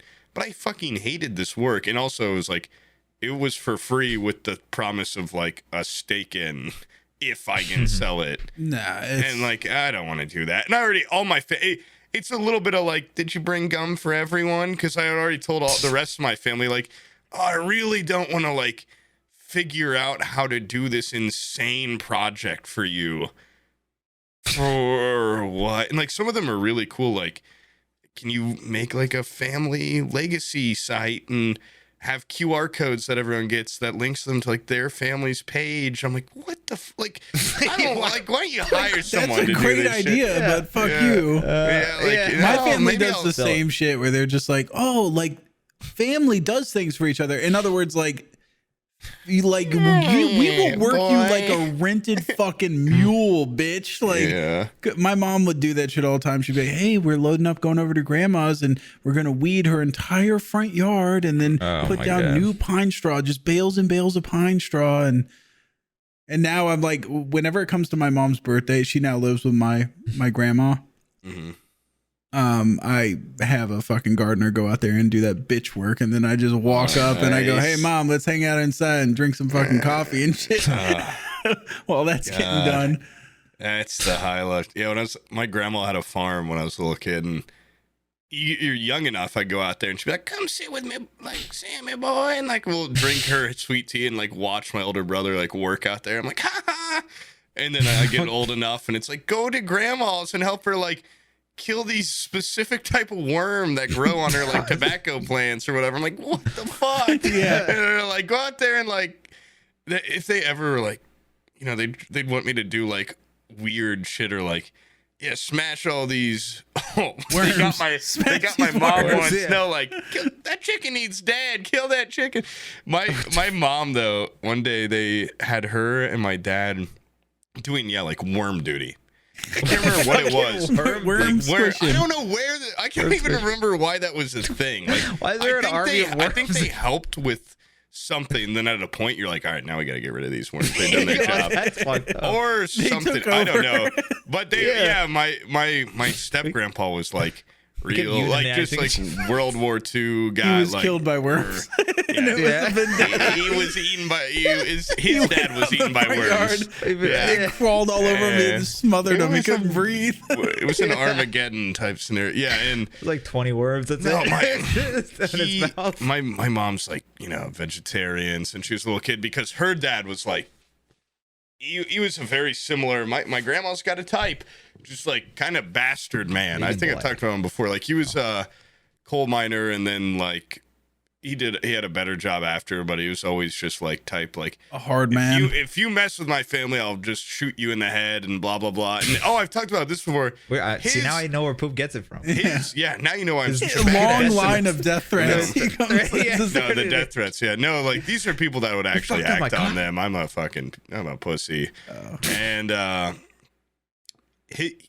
mentioned this once before, I'm pretty sure, but like so my great grandpa his dad killed his mom because she was trying to leave, and he like killed her while she was getting her luggage in the house, and then I'm pretty sure killed himself. My grandpa was just like a little kid, so like it's just fucked up. You know, he's probably got reasons for being like, I fucking hate everyone and blah blah blah, but he was just pretty horrible, and I don't know, something with animals happened or some traumatic experience. My mom's now like loves animals, and she was like, I'm not gonna kill these worms. Like, hey Louie, my step grandpa's name, like, do you have a big jar where I can like collect these worms? And he's like, oh yeah, like here's a couple jars, you can take these worms.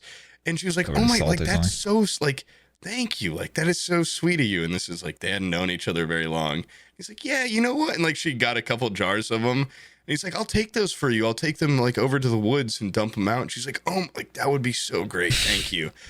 And he just grabs them all up and walks over to their pond and started dumping them out for the fish, and was like, like dumping them out, and the fish were having like a fucking feeding frenzy. Hey, that's actually not a bad. It's better than because he's like, you just grab them and squish them, like you just smash their head off. Dude, what like, a farm life is brutal, man. Yeah. If you're not, you know, taking care of the plants and everything and building fences and doing inventory and stuff, you just got a hard day of worm squishing ahead of you. Well, it's way worse at like probably like dairy farms and stuff, or like slaughter farms and stuff. Definitely. Oh yeah, because then you gotta like squish the cow with your thumb. That's hard. Go ahead and just take your two fingers and get its jugular and hold there for about 4 minutes, and it'll stop. I don't know. I hate. I don't want to go back. I don't want to go back to the farm. I'm a city boy now. I remember I would always hang out at my uncle's place, and everything was super cool there. Just and then all of a sudden, like the dynamic changed as soon as I got to be like 11 or 12. Okay, this is going right where I thought it was. Keep going. Yeah. Okay, wait, you're saying it's some sort of sexual thing. I'm saying he's like, this kid's old enough to mow the grass and do manual labor, and all of a sudden I was getting invited over all the time. He's like, grab a shovel or start mixing that mortar. And I'm like, fuck, dude. I think actually, my grandfather, the guy that moves the fucking houses, he would just, as soon as my mom got divorced, He would just make like these impromptu drop-ins. And he knew that if my mom wasn't around, he was de facto leader. We had to listen to him. And so he was like, these boys ain't got no father figure now. And so I'm sitting there trying to just, oh shit, school's over. I'm going to rush home and play Call of Duty 2. Line up, maggots. Dude, I remember I would run down the road and my fucking heart would sink to the floor when I would see my grandfather's car there. And then there would always be some bullshit in the front yard that was a huge indicator of how fucking shitty. And I swear to God, if this happened on a Friday, big hole in the yard with the shovel. No, most of the time, you know what it was? Is I would get there and there would just be a truckload of dirt. He just got a truckload of dirt, and there would be a wheelbarrow and 2 shovels sticking out of it, and I would just be like, "Fuck!" With Sam on it, and it was always a Friday afternoon, and so I was like, "Great, this is my weekend. Friday, Saturday, and Sunday. It's me and this fucking pile of dirt, moving it to wherever the fuck he wants it." And 2 times, by the way, he had me move the pile of dirt from the initial dirt dumping ground to a piece of plywood he had in the backyard because he didn't want our neighbors to see the giant pile of dirt and go like, oh, are they pulling permits or whatever? So I would have to hurry up and scramble to hide it in the backyard.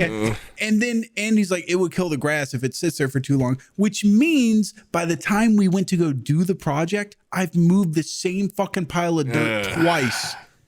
Oh my Lord. Yikes. You know, there's like listeners right now doing like hardcore manual labor. And then we're just man, back in when I was a kid, I had to do some dirt moving. And they're like, I'm 40 years old. Driveway. I'm going to kill myself. What the hell? Yeah. You're in this throne right now with a beautiful woman on your left, and you've made it though. You've done well now. No more dirt holes. Nope. Hey, these palace boy hands don't have a callus on them. They haven't touched a dirt pile in over 20 years. A dirt pile that touches my wife's mouth. Call me old veal hands. Yeah. These are for dice rolling now on Tuesdays. Dice rollers, yeah. Got a pretty intense D&D session coming up, though. So I think if my grandfather was alive, he would basically say that his death is what made me slide into this era of my hands only roll dice. Only roll dice and move. He's like, I fucking died too early. That boy needed a father in his 20s. It seems like you should be happy, like. You know, the goal every generation is to make it a little better, a little better, a little better. Yeah. What you think my son of a bitch, coal mining grandpa would be happy to see what my bidding addiction, or would he be like, this Nancy boy with his hair? He'd probably shoot me with a gun if he saw me. Now that I think about it, he loves shooting people with guns. I've thought about that a lot, actually. Like, my grandfather was, honestly, he molded me pretty decently. Like, he left a good impression on me because he was like he's one of those people that just had a very abrasive personality, but he had a lot of like character, you know. Mm-hmm. And he was someone that you could tell, like, you ever meet somebody and you're like, there's not a lot going on there. This guy, like, he was a person with a kind of a great man, so to speak. And what's funny is he had his way that he maneuvered through life and his thought process, not unlike mine, but his was of the time where, like, if he could see me right now, he'd be like, this is the most immoral shit I've ever seen in my life. Like, your life is just like, I did not raise you to be this. But honestly, like, he just doesn't, like, he's too old. There's like the generational disconnect, but it isn't far-fetched from what he did in his life. But the difference is that he would join, he was like a Freemason, baby. And he would go to fucking banquets, and he's very much like the guy that would, like, he would get a new job, and then he would go like, honey, we're having the boss over for dinner tonight to, like, network. He's that kind of shit. Honey, wear something tight and drop a button, doll. Yeah. Push your tits up, honey, and get us some mixed drinks. Slip a Mickey in his drink. Yeah. We're going to take nude pictures of him and blackmail him. I'm going to gonna drop my balls over his eyes and take a picture. Honey. Look at these goggles I got on you. Do you think anybody like during that time? Do you think there's a single picture of someone dropping their nuts on somebody else's eyes in like the 50s? God. Yes, yeah, for sure, for sure. You think there has to be like a prank picture? Like, I would love that. Paul fell asleep at the party, and then we do. Yeah. Look, I got my balls over his eyes. Ball goggles. Okay, well, one quick aside, because just got to throw out respect. My other grandpa, I've got bastard grandpa. I never really knew much, and I didn't know my other grandpa a ton either because he got ALS, so it just fucks you up. Yeah. But he was like, did he do the ice bucket challenge? Yeah, I did when I was a kid, and I was like, this is gonna save you, Grandpa. Oh my God. Yeah, did he do it though? No, he was dead by that time. Okay, I was about to say that's why he's dead. He didn't do the challenge. Yeah. He's like, help me, ice bucket. No, he was like really. I bet you didn't feel anything. Yeah, He had ALS. He drowned. So it's just what happens. Yeah, he had hypothermia and he drowned. I don't know how. But no, he was like, he would laugh at shit like that. He was like really like crude humor, but like kind of classy, kind of suave. Very tall. My grandma ruined that for us. Beautiful, beautiful hair, even late in life. Oh. And no, my grandma's like 5 feet flat. My grandpa's like 6'5". Oh, and she tainted the blood pool. Bloodline, yeah. So that's why we bully the shit out of her and hate her. I love. No, that's the speed racer grandma. She's awesome. Yeah. And but no, he was a huge PlayStation gamer when he was older, like 60s and so. Like he was ahead of his time in a lot of ways. But anyway, just throwing that respect out. Now, I have seen someone put their balls over a guy's eyes, and it was one of the funniest nights of my life in terms of just like shit you see. In that, it was these two Australian brothers that are just like, they're already just different than Indiana guys. I come from a little bit of a, like I said, my dad and my grandpa are like, yeah, I farted. Like, not like childish, but like they... like not they think childish. That shit's fun. Yeah, but childish, But like used Steve car salesman level like humor. Steve Martin, like, like, I don't know, like Mel Brooks, like is king, which I agree with in a lot of ways. But, no, my mom's side, we're all like just a lot more like prude and stuff. Like I would never just like show my balls to my friends, let alone these guys are brothers and are like each putting a ball over. People, though. That was the top. That wasn't the hole or anything. You never see my asshole. Yeah, no, friends see your asshole, but like, the internet just sees in a couple of cheeks. days, maybe. Yeah, the internet will see more than my friends, whatever. And like, if I'm in a locker room and they're like, yeah, get in the communal shower, it's like, I think I'll pass, guys. Like, I don't know. I'm modest in that way. And it was an incredible culture shock to see these guys. What now, when I'm saying it out loud, almost seems like some form of sexual assault on a passed out guy that they didn't know that was a guest from Germany or something. And was like, wait.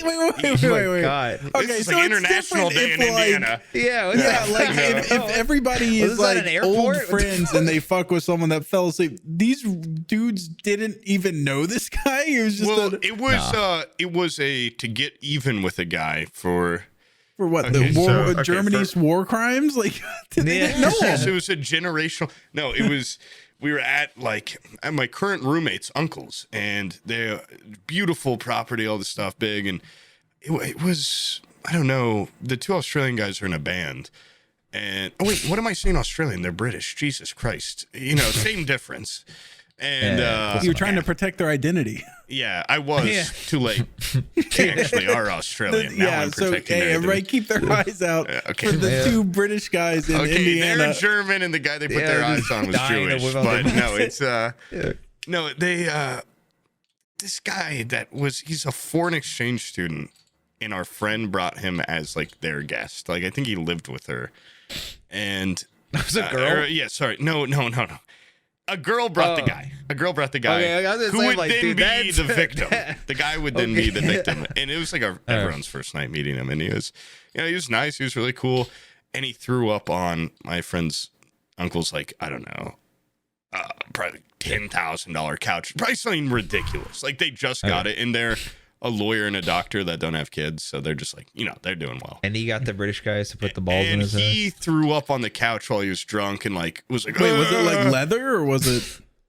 Yeah. No, it wasn't like anything you could wash off. It was like a very fine material. It was just like something like people French like silk. me don't know the name of. Like something I will never see again. Yeah, and and like the guy was like, oh, like this son of a bitch, and I think he went on and did his own. So my roommate could probably tell this better. Let's bring him in here, and the British guys were like I know it would be funny. Like, let's hit him with they had a name for it, like Russian goggles or something. Yeah. Like, it is something they do commonly. And they're like, check this out. And we're all like, we're all in high school. Like, what's it going to be? Like, well, this is going to be so funny. And then they just like, pull his nuts out and put them over his eyes. They're called Arabian goggles. Arabian goggles, yeah. Arabian goggles. And we were like, what the fuck is this?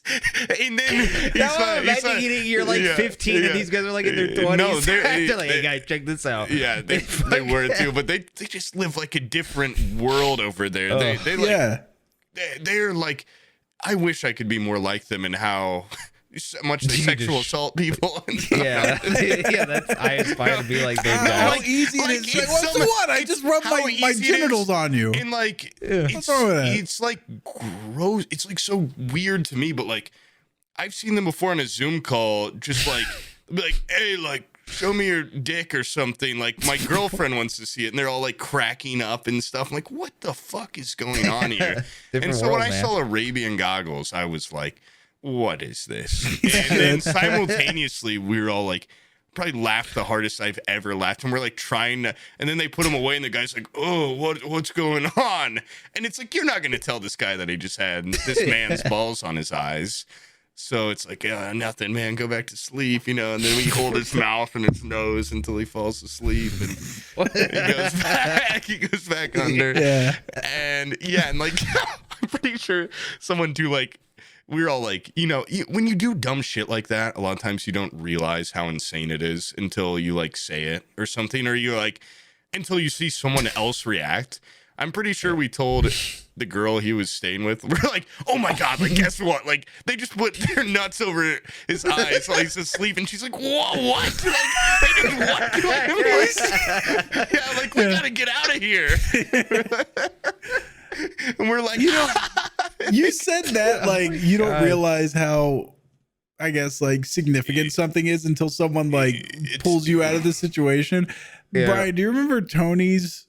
He like came, like, there was this guy we used to talk to on Xbox, Tony. He was like a major alcoholic. I've heard of. Yeah. But he would go off to these parties, and one of the parties, he was like, you should have seen this. This was so ridiculous. This guy that was like not really part of like the cool kid crowd, but happened to be at the party and desperately wanted to be part of the cool kid crowd.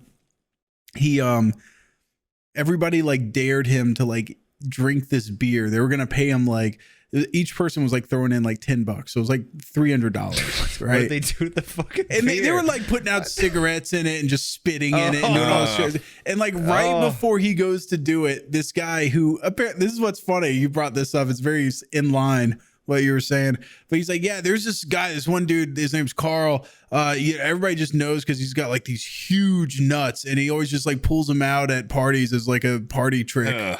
And I'm like, what's the trick? He's like, his nuts are big. Like, he just has like a huge sack. Like, his nuts are like comically large. And he's like, so like right before the guy goes to drink it, Carl pulls out his huge nuts and just dunks them in the beer. Like, he's like, like old timey washing clothes on a washboard. He just dumps them in there really quick. And then Carl drinks it. And immediately he's like, oh, wasn't that funny, guys? I drank it. And everybody's just like, ew, you like drink that? Like, the guy just dipped his nuts in it. Yeah. We all spit in it and put cigarettes out and shit in there. Like, and he's like, well, what about my money? And they're like, we're not paying you, fucking freak. Get out of here. Get out of the party. I thought this would make me cool. They kicked him out. But yeah, it's just funny that like you don't. It's just like, and especially when you're around other people and they're like riling you up. Yeah. Okay. First, by the way, Arabian Goggles is funny in the moment and after the moment. Okay. No, it's still to this day very funny. Yeah, to me it's very funny. That lady was just a stick in the mud. drinking the ball beer he thought was going to be cool, and out of the moment is just funny and pathetic. Arabian Goggles is timeless. That's a joke that is always relevant. It's almost better than getting it's a victimless too. crime. Like he doesn't know it happened. Yeah, you don't know. It's not going in the mouth or anything. I mean, I'm sure she told him the next day, like, I've got to tell you something. Like, you might be wondering why your eyes are crusty and you got double pink eye. He farts on his balls a lot, so it all shares his space down there. And, I remember a traumatic, like, that was so funny. Hey, Dad, guess what I just did? My dad being like, my dad so rarely in my life has ever been like mad at me or like, like angry at something I've done. Because we always joke around and stuff. And I was, it was the era of prank phone calls. Prank phone calls ruled when I was a little kid. Yeah. And I was with my like cousins and they were like, call this girl in our class. And I'm in, I don't know, like 5th grade or something. And they're in like 4th grade. Poob's first death threat? No. I'm like, hey, bitch, look out your window. Murder. No, it's not even like, I'm sure now my dad would even be like, okay, maybe I overreacted or something. But I was like, no, it's not cool. It's not cool to call a girl and say this or something. But I did an Austin Powers bit. And I was like, do I make you horny, baby?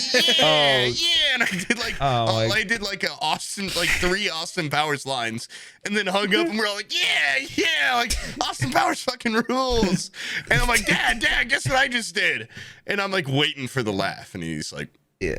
You did, like, you called a girl and said what? Like, you can never do that. And I was like, but like Austin Powers, like he's a total womanizer, and people love him. And no, and that's since then I've never talked to a woman again on the phone. You know what's funny is that was in like the mid 2000s, probably, right?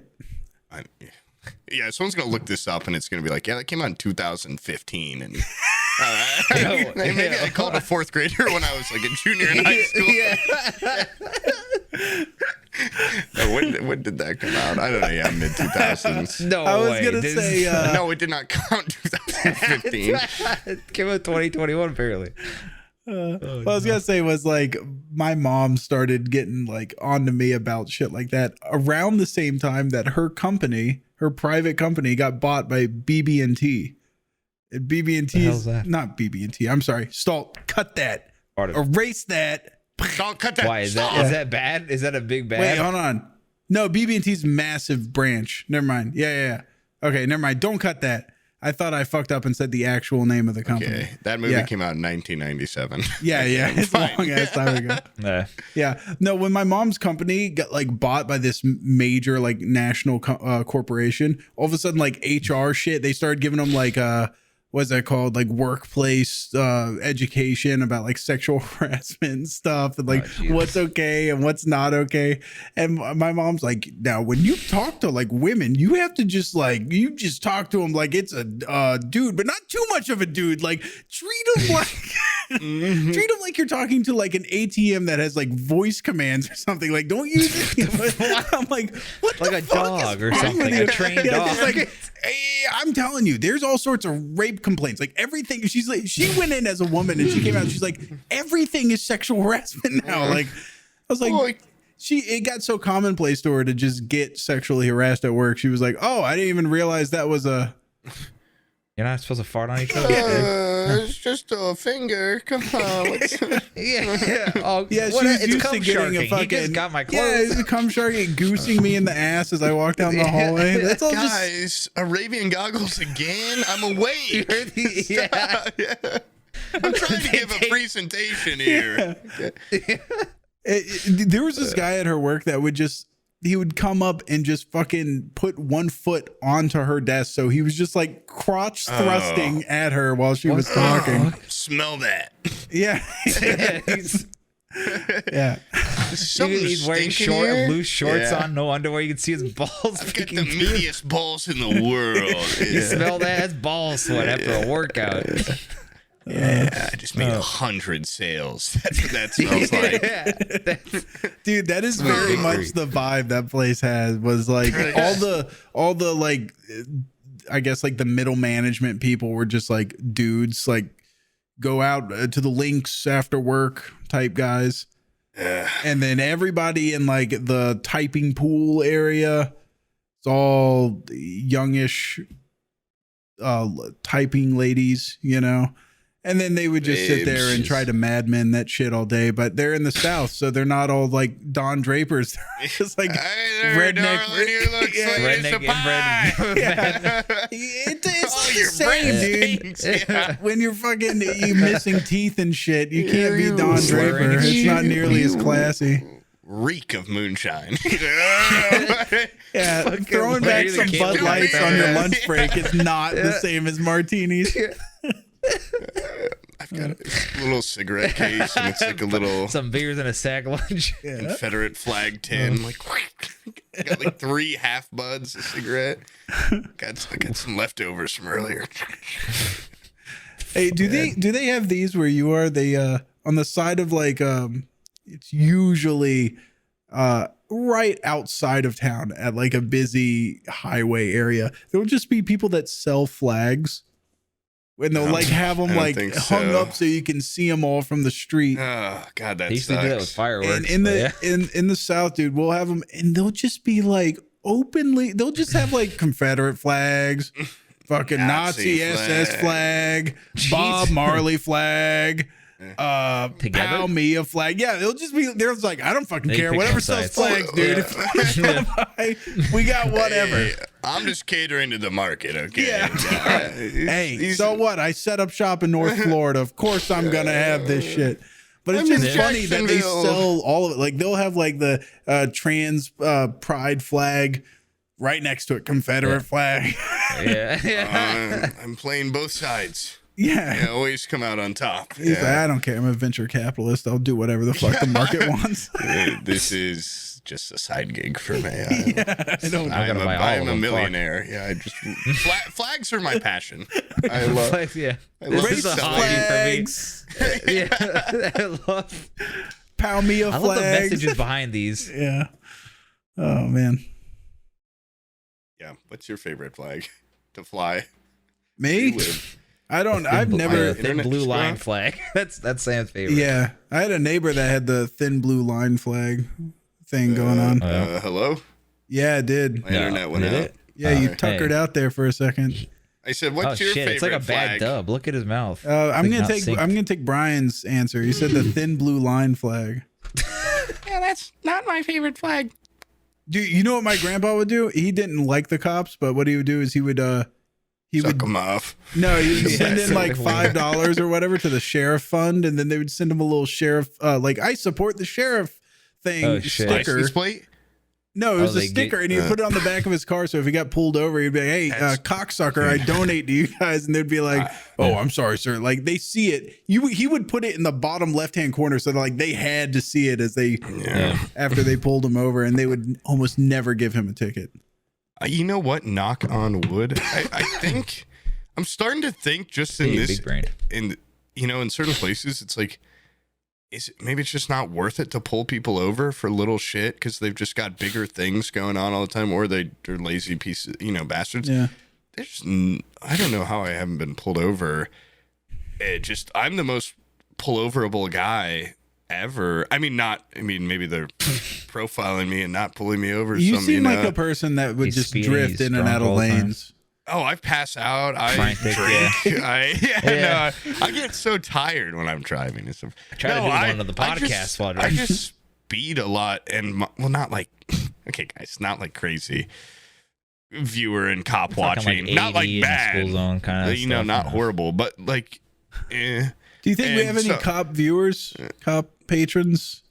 Yeah, yes, at least one. Copamole Jones. Hey, suck on. He's not a patron. There's no way. Cops don't make enough money to afford the Patreon. We got the price jacked up too high for them. Oh yeah, $5. They can't afford that shit. Pretty soon, people are going to be flocking from Netflix to our Patreon. I heard. I don't know what they did. Yeah. They fucked up somehow, but. Ads. They're going to put ads, and they're also getting rid of password sharing. That's horrible ideas. But also, I'm rocking like 2-year-old expired plates. Very obviously, you don't have the new sticker? You don't have like I have way old sticker, and I've got like 3 sets of plates in my fucking glove box because they're so fucking. What are you, a hitman? The nuts are so rusted to the fucking thing. Are you Jason Bourne? You go change out your license plate after you leave a place? And my taillights fucking popped out, and I'm like, how has no one pulled me over in months, years?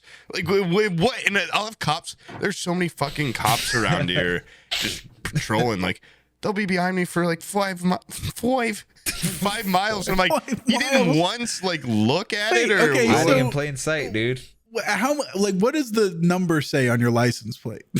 1998 or something like. Honestly, I knew like my birthday had just passed, right? And that's when like my tag expires is on my birthday. Yeah, and it just passed. It was like a month past due or whatever. So I had one that was just like it was September and it had gone out in August, and so it said the year and the month, and I noticed there was a cop behind me, and I was like, oh, before I get to a stop sign, what I'm going to do is I'll take a left into the shop, which I know is closed. And then I'll drive and be like, oh, the shop's closed. And then just do a U-E and get back on the road. And then I'll be away from the cop. And because I didn't want it to get to the red light and then him like look at it and go like, oh, I'm pulling you over. So I take a left and I go in front of the store. And then I go to pull out onto the road. And when I pull back out onto the road, I'm like, damn, I just fooled him. Wow, and then I see flashing lights right behind me. And he's like, yeah, I had my lights on, and then you pulled into this parking lot and then pulled back out onto the road. Where the fuck were you going? I was like, I was trying to give you the loop-de-doop before I even knew that you knew where I was. I was like, how did you read my license plate going that fast? Like, you weren't like tailing. Did you have like binoculars? Like, yeah, cop ocular. Apparently, he'd been trying to pull me over for quite some time. Jesus yeah, he's had backup on the way. This guy's a lunatic. He won't stop. Pull over. He's going to an empty clothes shop. Shoot to kill. Yeah, he's flying into a school. My God.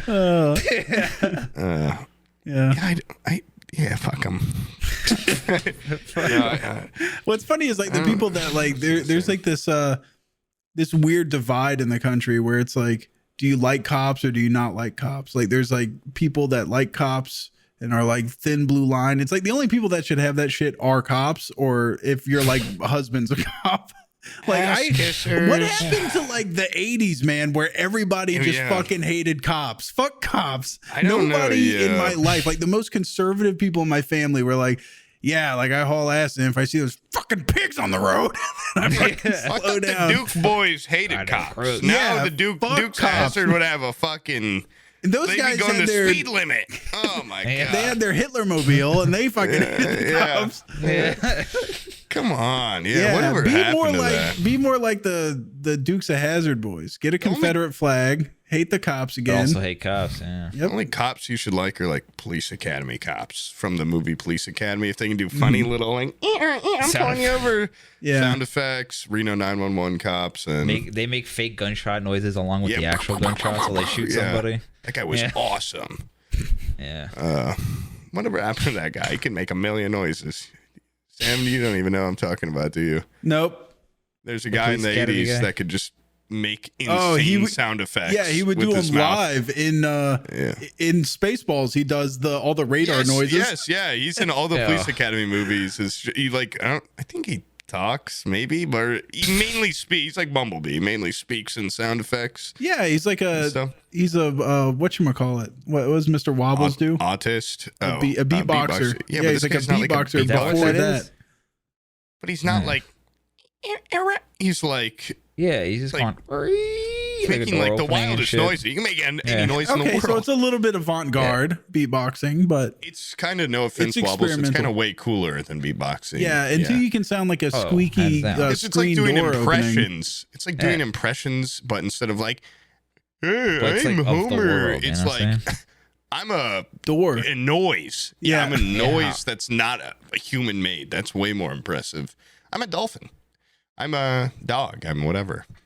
I'm a door with no grease on it. Yeah. That's mostly what he does. Like, his catalog is 90%. You haven't seen Police Academy. Hinges. Come on. All right, here's a door with a little bit of grease.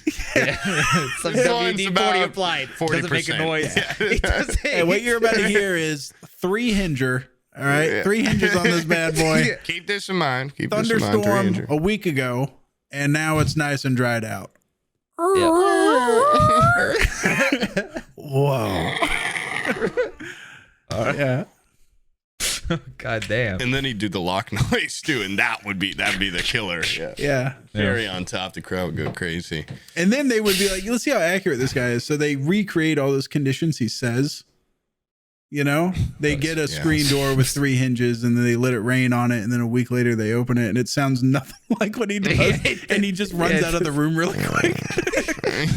That's why he picks up shop and actually, leaves. we cross-referenced what you said it sounded like versus what it actually sounds like. Fire! I'm out of here. He fucking runs. It sounds like. Oh! Yeah. It sounds like a guy talking. You sound like squeaky. Yeah, that would be funny. They did that. What else? Well, we're at an hour. We're at an hour and 50 minutes almost. Yeah. I mean, about that time. Sam, can I get a review of the chair? Did you sit in that during PKA? Did you have this set up during that? No, you didn't have No, it. Right? I forget what I did for PK. Oh no, I just sat there at my computer. That's fucking dumb chair. God, you didn't even try for them, and you're representing all of us. Yeah, you ass. I did. I did get some perfect, I did get like some flaming text that says "Forehead Fables podcast." I flash that every now and then. And Poob Tube. I didn't put Poob Tube on there, but by the way, audience, once again, if you want to see, shouting it out during the Patreon exclusive. Yeah. Yeah, we should probably do that on like a public one or whatever. I'll remember one in a month from now. Yeah, we're doing another Patreon exclusive. Yeah. This is a thumbnail from that. That's why that's there, because I didn't have a picture ready. But anyway, the chair, it's working. That's the thumbnail to a video? Is that what that is? Yeah. Okay, I believe it. I whip them up pretty quick. But wait, that wasn't a what, 5 or 6 hour long 50 to 60 hours. Yeah. This was like 15 minutes of just like, okay, and then what else does Elden Ring have? Like Dragon. And then I looked up Elden Ring hot, and I got that girl. Oh, hell yeah. The monkey. The monkey is just a personal favorite of mine as of late. Wait, so that's like, not from that Elden thing was Ring? fucked up. Well, I haven't beat the game. Maybe it is. Wow, that's like, it looks like you got someone gave him Arabian goggles, and then they had a little bit of pink eye on him. He looks like a nutsack. Yeah. I love that thing. My friend and I were like, drew clothes on him and gave him a little earring and stuff. He looks awesome within a little shirt. Oh man, maybe a little like bowler cap or something like that. His head's so perfectly shaped for it. Tell me what I'm dying to know. How's the chair, comfort wise? Oh, it's pretty good. You know what? Honestly, the love seat is the perfect size for this style of like rounded back bullshit. So that's the chair, and then there's a love seat and a couch. Yeah, there's a love seat and a couch that are like identical. Jesus Christ, dude, that seems like slaying for $250. It's almost like $250 for the whole 3. Yeah, for all. I thought that was only for the chair. No. Oh my god, dude, that's insane. It almost what a bargain. It looks kind of like something you'd see in a boat, not in a bad way, like a very classy boat. Exactly what I told Abby. I was like, this shit feels like pontoon boat material, like furniture from a pontoon boat, but like someone that actually gives a shit about comfort on a pontoon boat. Fancy floor decor decorations right there. Pontoon boat. You should get a fucking one of those buoys by you or something. Hell yeah. Oh, you should get a steering wheel that like somehow changes the camera angle or something when you turn it, or I don't know. You can work it, find a way to work it in there. But a big ass steering wheel in front of you that you could like, whoa, would be awesome. Spinning around like crazy. Just whenever the guest isn't being very funny and they're talking. You have a button that blasts you with wind and seawater. Oh, we're taking on too much water, Captain. Yeah, I have that thing from like Gilligan's Island where it's just like they just spray it in a little bit from the left and the right. You could do like a stream where you play like a boat game, put a green screen behind, put that in the green screen area. Boat games are there? I don't know, boat simulator cool, or something. Boat simulator? Is that I don't know. There should be a good sailing game. It really isn't. Yeah. It's just have fucking pirate games. There's pirate games and then there's Raft, which is like, so what? I don't want to act like I'm Cuban. Like, I want to play that game at some point. But Raft? I don't want to be Cuban either. I don't want to play that. It seems like a big commitment. Yeah. It's like Cubans and shit. I don't like that. Yeah, you end up either being like, usually, the only Cuban I know is Shinji from the server. Shinji's Cuban? Yeah. God. And he just talks about in communist. He talks about like how socialism saved Cuba. Yeah. And I'm like, what the fuck? Shut up. Pig. No, I don't have a problem with I don't have a problem with Cuba itself, but did I tell you about my chiropractor, which is basically like predatory towards like Cuban people? Oh. Wait, really? What did he do? So I went to go get like first of all, if you have back problems, don't go to a fucking chiropractor. There's people they don't know what they're not. They don't get a medical license. It's like voodoo shit. I don't know. They're just like beating your bones and like it just. I don't know. I feel like it's. I don't pop like that either. I don't pop like what they want me to do. Yeah, it's a strange thing that I just feel like they could do more harm than good. Anyways, so I go to this chiropractic place, and in the lobby, there's just all these pictures of like my chiropractor with these like really young Cuban women, and he's like hanging around in Cuba, and all these pictures of him in Havana and stuff, and so you can tell, dude, when you're in his little room. I go in there, I get the electrode thing put on my back, which basically shocks all your muscles and everything. That feels fucking great. And then they lead you off into the room, and then they go like, wait for the doctor. And you walk in, like while you're waiting in there, it is just like a collage of Cuba shit. Yeah. And he walks in and he looks at you and he goes, go ahead. Pretty nice, huh? I know. Yeah, Cuban. I know what you're gonna ask. Am I a fan of Cuba? Have I ever been to Cuba? Please tell me the Cuba story. And so like I just like pointed at a picture and I opened my mouth and he cuts me off and goes, I bet you're wondering about all these pictures around here, aren't you? And then while he's doing the adjustment, he just tells me about it. He's oh man, I go over there and do humanitarian work. I give out like free chiropractic or whatever. And 80s, 90s, beautiful time in Cuba. They have this interstate system, but nobody has a fucking car because of the embargo. So people just walk up and down this interstate all the time. Everybody there's so fit. You should see the women. Oh my God. Then the food is incredible and everything. And then he gets like quiet. And the adjustment that he's doing to me gets more violent. But then he's like then all of a sudden they started opening up trade routes with other countries that are modernized, and all of a sudden cars started getting everywhere and everybody's got cars and they started getting fucking Mickey D's and stuff. Now everybody's all fat and it's just like going down to Miami. And I'm like, I felt like asking, did you like Jared Fogle this place? Did you like go to Cuba and just like fuck women all day? Or like it seems like you. Is that what Jared Fogle did? No, he went to Thailand or whatever and kept. I think he was like having sex with kids. Yeah. Oh, okay. Yeah, you should have asked while he's got your life in his hands. Are you like some sort of sick, fucking crazy pervert? Yeah. Dude, he had me sign like a little form. It's like a little waiver in the lobby. Cuba, yeah. And it was like fine print. Like you can't share this Cuba story. yeah, you can't. Well, you know you're gonna ask about it once you go into this next room. Do not repeat it. He was so confused at first. He's like, "What is he talking about the Cuba room? What the fuck?" You're probably wondering why I had you sign all those forms about this room. No, it was like a waiver for my life because he's like, yeah, I could like twist your neck and then you end up in a wheelchair. You could be looking behind you forever. Yeah, I put your head in a 180 if I wanted to. And I'm like looking at it, and I asked the lady, I was like, is there like the front receptionist? I was like, has he ever paralyzed anybody? She's like, I've worked here for like 9 years, and he's never paralyzed anybody. And I was like, is there anybody that's worked here longer? Like 9 years. I kind of want like this guy's old as shit. He looks like he's 60. So I'm like, I kind of want like a better. What happened in the 80s? Yeah.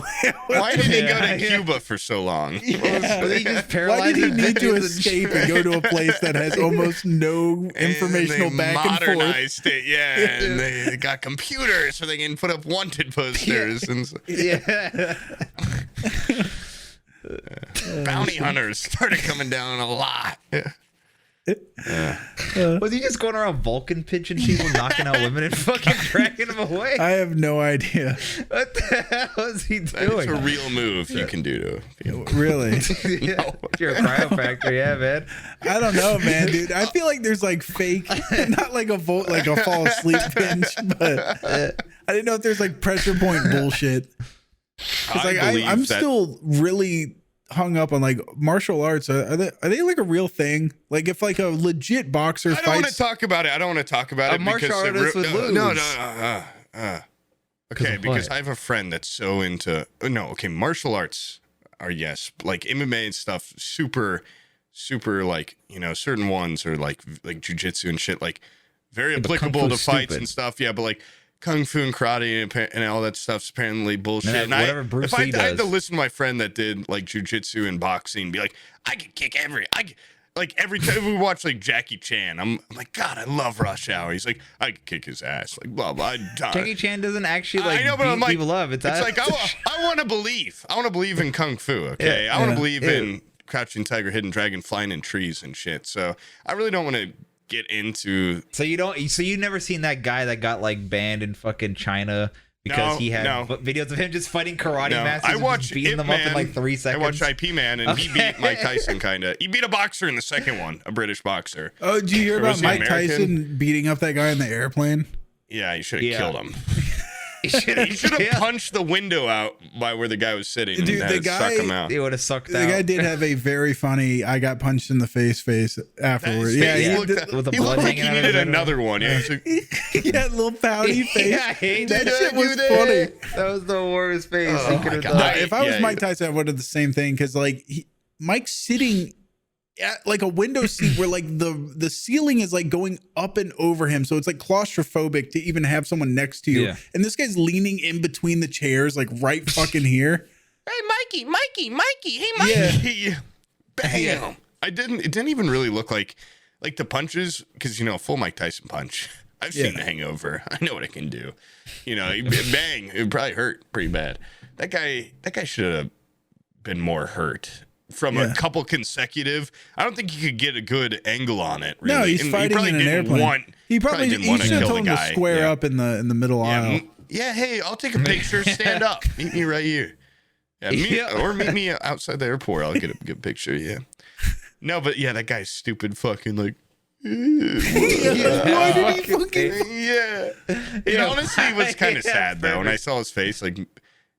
He's probably so delusional. He's like, Mike and I were getting so along, and then he punched me. There are people that are like that, where it's like, they just don't get it. What if he was, like super autistic or something? He looked like super autistic in that final. Yeah, when he did that face. I was like, poor guy. Like he doesn't know any better or something.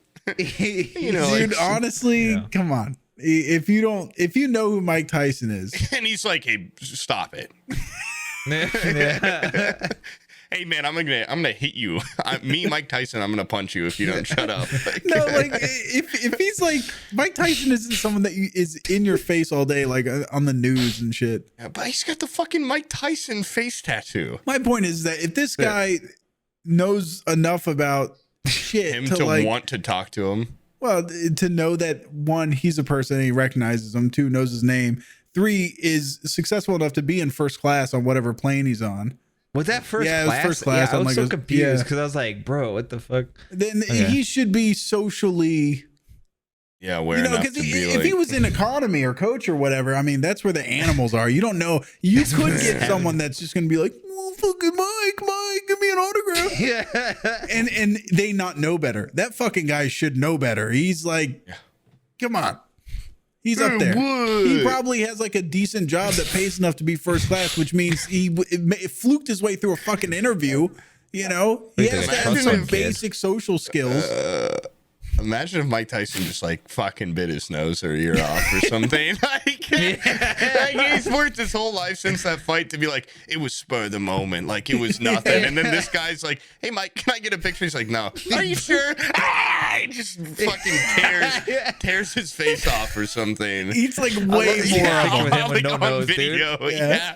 Like rips his throat out with his mouth or something. God. Be like, Jesus and Christ. he goes, this time I'm gonna swallow, and you fucking see him chew it and swallow it and everything. He has a big gulp. It was just the heat of the moment. I swear, it's not a consistent thing. Last time he had like the excuse, he's like, I was frustrated because I was losing and everything, but there's like no, there's no reason. The guy wanted a picture like 4 times. He needed to learn a lesson. I don't punch too good no more, so hey, let me tell you a little secret. Closer, a little closer. Hey, you let out a high pitched scream when he bit. He bit both my nipples off. Oh man, yeah, that would be a way cooler mic. Hey, you know what? I do have a guest idea for the next episode. Like Tyson? No, I don't think we could swing him. I couldn't swing on. Shut up. Oh, I'm sorry. Go on. Oh God! I lost the joke. So someone I know I've talked about him before, but that guy Told in Stone, he has like the history YouTube channel. I'm not gonna lie, I thought that was Wendigoon, yeah. But this guy knows so much weird shit, and he is such a serious, like, he's an actual doctor. He's doing with a PhD and everything. I bet. Oh, he's got a huge brain. Yeah, he's a huge brain, but he knows so many weird facts about. I was listening to this thing. It was a story about the creation of Rome, and he's like, "There's 2 or 3 different common myths, or 2 common myths, and it's like the brothers Remus and Romulus, and they're like, well, let's make the thing here." And right here. Yes, and one of the stories is like they were raised by like a wolf or whatever. Right? Yeah, and then he's like the less common one is I think it was like Romulus's and Remus's father or grandfather was at his house, and a giant penis came out of his fireplace and wouldn't go away. And he was like, "Get this cock out of my fucking fireplace!" And he went to go see the local witch, and the witch was like, "Hey, you need to have one of your daughters fuck that thing." Oh, and then it'll go away if you get it off. And so he goes home. He's like, "Hey, daughters, go fuck the penis." And they're like, "I'm not fucking this weird magical penis sticking out of your fireplace." So they send their maid to do it. Their little bedchamber lady. Oh my God. She of course does it because she's a slave. She has to. So she fucks the magical penis and the cock gets pregnant. Was impure. Immaculate conception. Not immaculate conception. Let's be honest. Yeah, I'm sure the magic cock was pretty dirty, but a magical, godlike penis conception. Immaculate conception. Yeah. And that's how I picture Bizzle now. It's just a floating god perfect penis. Floating perfect penis. Yeah. And then that's how Romulus and Remus were birthed. I thought they were going to be like, the witch would be like, "You see, it's a symbolic for you need to erect a city here." And then that's what happened. But no, that's way worse. Apparently it gave them like they're local because the mom is a maid from the area, right? So that's an important Inception story. They're not like an invader, right? So they have local blood, and 2 divine blood because of the magic divine penis. Magic penis in the fire. And so it's like they're ordained right to be able to build the city or whatever. And I was listening to this, I was like, okay, this dude just worked in like a cock story from like 2,000 years ago. This guy has such weird little information. Because you were talking about this whole like Green Knight thing and the Last Duel and how like people were just different back then. This guy really highlights the fact that they weren't. They were just fucking just as weird as they are today back then. He has a great video that encapsulates everything that happened the day that Pompeii got buried with ash. And I'm talking like there's like shit that was written down on the morning of, and they were like, this guy's like, this dude's dumping garbage in my front yard. And I'm like, it was like forever ago. And they had like the same problems as a modern city, you know, like this guy's dumping garbage in my yard and this dude fucking took a shit in the watering hole. And it's just funny that different, I'm sure we could ask him. We could come up some wild shit. Learning while on the podcast. That's true. God. And we need to enlighten our patrons. These the brain is a muscle. Well, we need to work it. We get them smarter and more educated. They'll stop subscribing. They make more money. They'll make more money. And I think they'll just figure out it's a scam. Is to get each and every one of you guys a job that you get at least $100K a year. And then, you know, because we helped you guys so much. It's like alumni program. We're going to college podcast. You're an alumni donations. We got you that job, bitch. Yeah. And with this Romulus cock story, and what you're gonna do is you're gonna then kind of go to a different tier on the Patreon. So we're gonna have like Brainiac ones, like $1,000 $1,000 a month. I think is gonna be the minimum here because scholar. Yeah, the scholar. We'll just start. You can either be the dumb idiot bitch tier, which is $5, or God scholar. 300 IQ. Yeah, it's up to you guys. $400, you know. Yeah. Be whatever you can be. You know? $5 swamp trash, or $1,000 God man. Big, beautiful big cock and brain man. Yeah. Both you want to be the best you could be? Come on. But do you think that guy would actually come on the podcast? If he doesn't, smart. Then we're gonna have to really come up with some inventive death threats because we went through the whole list with Haley Joel Osment. God, that's so disappointing. We need an actor at some point from Hollywood. But first, we should start with an intellectual. I want to get this doctor, guys, just so we can prove that we can go brain to brain with the big boys. And then we send them a highlight reel of here's us with Don Tony, here's us with Wendigo, and here's us with Set and Sound. Yeah. And then it's all of our listening to and their then story. We're gonna go looks to looks with a celebrity. The three of us are gonna fucking blow this guy out of the water. Or lady. I've got that Hollywood look of big head. You might too. They say big head's book. The bigger the head, the bigger the star. The Josh Brolin, Oscar Isaac look. Yeah, Brad Pitt even. I think DiCaprio. Have you ever his seen head one has of those 8 guys? times larger since the 90s. Have you ever seen one of those guys wear a hat? No. Well, yeah, I've seen a couple of them, but no, not really. They're like fucking Mr. Mac. They're special made hats in a Hollywood underground. Look it up. They got kids knitting them. Yeah. So, because they don't want people to know their heads are too big for hats. But, yeah. So look it up. Google it. YouTube it. Yeah. And we don't spread false information on here, so we'd be good for giant hats that they put like medium tag on. The kids sleep in the hats at night. They're so goddamn big and they get so cold. Yeah. But look it up. No, look it up. Google it. Seriously. And then we repossess their fucking hat house and sell it to a celebrity. My new bit, I think, so funny on stream to just say something ridiculous. But no, really, look it up. Google it. Oh, yeah. It's the Alex Jones method where you just say something ridiculous. Be like, just guys, I got the videotapes. Do your own research. Look it up. Yeah, do your own research. Yeah. Educate yourself. Yeah. It's like, YouTube it. It's on YouTube. Give me one source to prove to me just for a second that you've done your research before I waste my Googling time. You can't. I can give you one right now. Poob tube. Poob tube. Yeah. Boom. Poob tube. They got kids in hat cages. Okay.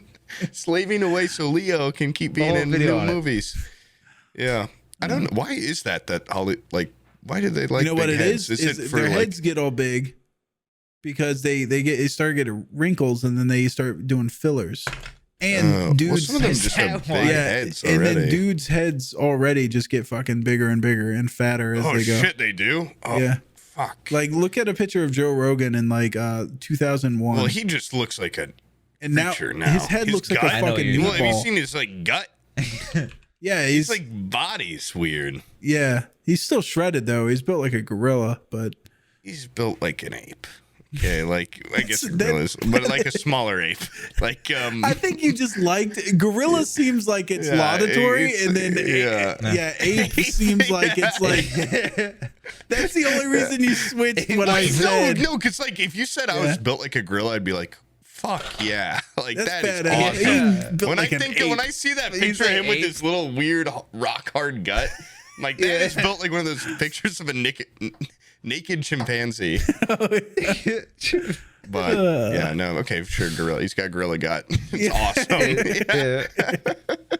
Not a silverback though. One of the lesser kinds of gorilla, forest gorilla. What happened to that guy? He's got a great podcast, but like Joe Rogan, I think he's still doing fine. No, like he used to be a comedian, and now he's not a very good one. No, it's like he had good stand-up bits back in the day, but like now he has comedians on, and like they're sitting there throwing jokes at him left and right, and he is just straight faced. And it's like, what are you? Yeah, he's just like, I don't even get humor anymore. And I've seen him he just awkwardly laughs at like things that aren't funny, and I'm like, what are you like? You're like a worse Jimmy Fallon? Like, what the fuck? I bet he wouldn't even, if you showed him Fear Factor right now, he wouldn't even say that's badass. I bet he'd just be like, eating worms, ew. Eating little bugs and throwing up everywhere, ew. What happened to you? He's a super serious guy, Yeah, he's totally fake now. Now that he's made it. You've mentioned this before, that you get less sharp as you get older. Maybe he doesn't even realize they're joking. Time. I'm so worried about that because I'm already so goddamn. What's the word? I'm not doing well. Perfect. Right here. No, smarter anymore. But and more later in life, it's going to be even harder. But. Mine's slower than it should be. Yeah, it's. How do you know that? Because like 90% of my jokes are like fucking so dumb, and half the time I can't even. Who are you hanging out with mostly? Like my dog. I was about to say, I realized that like definitely people rub each other. Yeah, environment has a huge part to play with it. Because like, Brian, do you remember what Bizzle Snaff used to be? He was a very different man. And then don't give yourself too much credit. Well, like before he started hanging out with us. Yeah, and then we taint him every night for hours. Ugh. But see, I also hate that we narrative. still haven't broke him in though, because he still has push the tag, and that shit. No, he turned that off. He turned it off. Okay, we broke him. Okay, you broke him. We broke I broke him. Push the tag. Yeah, that's the final. That was the final seal. I that's think. like that's the hallmark of a person that's in the group, is when you can they walk away from their computer and you hear them flushing toilets, ripping farts, doing whatever. Your mic should just be basically just an open portal into your life. And then not only that, but then comes the spite. We really taught him how to be a spiteful person. He used to he used to be so like he would talk about like morals and his code and like how to be like empathetic towards other people and shit. And now we got him on this fucking got a code. Come on. Well, he's got a code, but buddy, he ain't sticking to it so much. He broke the code. Sometimes now he astounds me sometimes with how cold-hearted he can be. And I'm like, look at that. It's like when you got a protege that outdoes the master, you know? But he's like what Charlie do you say? From It's Always Sunny, dude. When he fucking breaks up with that one girl. He's to more get back like with Cricket. Yeah, soon he's gonna be addicted to crack and stuff, and have no teeth or anything. But I get that's definitely a thing. Like me and my friends they laugh at dumb shit I say, and then you're like, that's funny. I'll keep making that kind of joke. And you get in a little echo chamber of like, and then you go to a party and you say the same joke, and people are like, what the fuck? Like, that's not funny. Get the fuck out of here. But they get visibly angry. No, like, I know you're right, but I do that narrative also. I see so many comments on my stuff where they're like, you used to be such a good boy, and then you started hanging out with Sam and Brian. Like, that's giving you too much credit. Yeah, we don't hang out at all. Yeah, we're work associates. We hang out as much as I hang out with my other friends. I mean, you just don't play Valorant, so I guess less than. Yeah, no, I've been on a gaming funk. Same. I'm about to. You've been on a game. You don't like Elden Ring anymore? No, like I just feel like we're at the cusp. I feel like I haven't been. like playing anything except for like every night I'll play a little bit Elden Ring, but it's not like I don't play like a whole lot during the day or anything. I noticed that. Yeah, I don't see you ever on. I'm editing constantly. You've got kids, you got a wife, you got all these things. That's 4 hours a day from 5 until 9 that I am a dad. So there's a huge chunk of the day, over 10 hours, where I'm sitting here and I could. I wake up at noon and then yeah, that's true.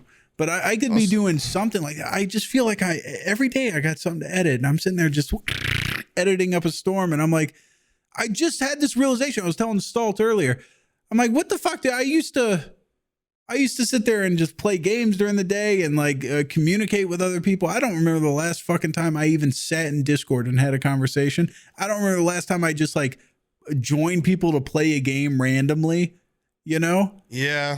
I'm fortunate in that a lot of my times are changing. It's about to be over probably because a lot of them now are getting like full-time corporate jobs and stuff. But like a lot of my IRL friends and we've had the same little friend group since like elementary school, and then we went to the same high school and college, and they still like play games, and I'll go in there and every once in a while, but they mainly play like League, so that kind of sucks, or Valorant. But like I go in there, I play with them, I play with Omid, and I try. You guys have been playing Elden Ring for a while. We're also, I feel like I feel bad about Omid and precipice.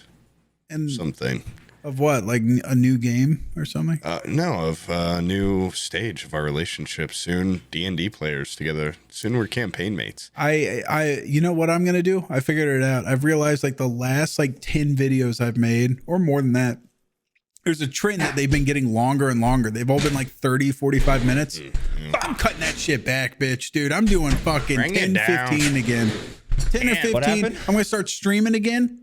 Yes. I'm no longer in my writing state. I'm in my. I feel like are we making a team? Stream team. Fuck, stream team. We're gonna make a stream team. Jerseys. Mm-hmm. You can be. You can join an org or. I see people. I don't know how they do it, but they have like little stream teams. Yeah. What we'll do That'd is be badass. Well, we just need to come up with a cool name.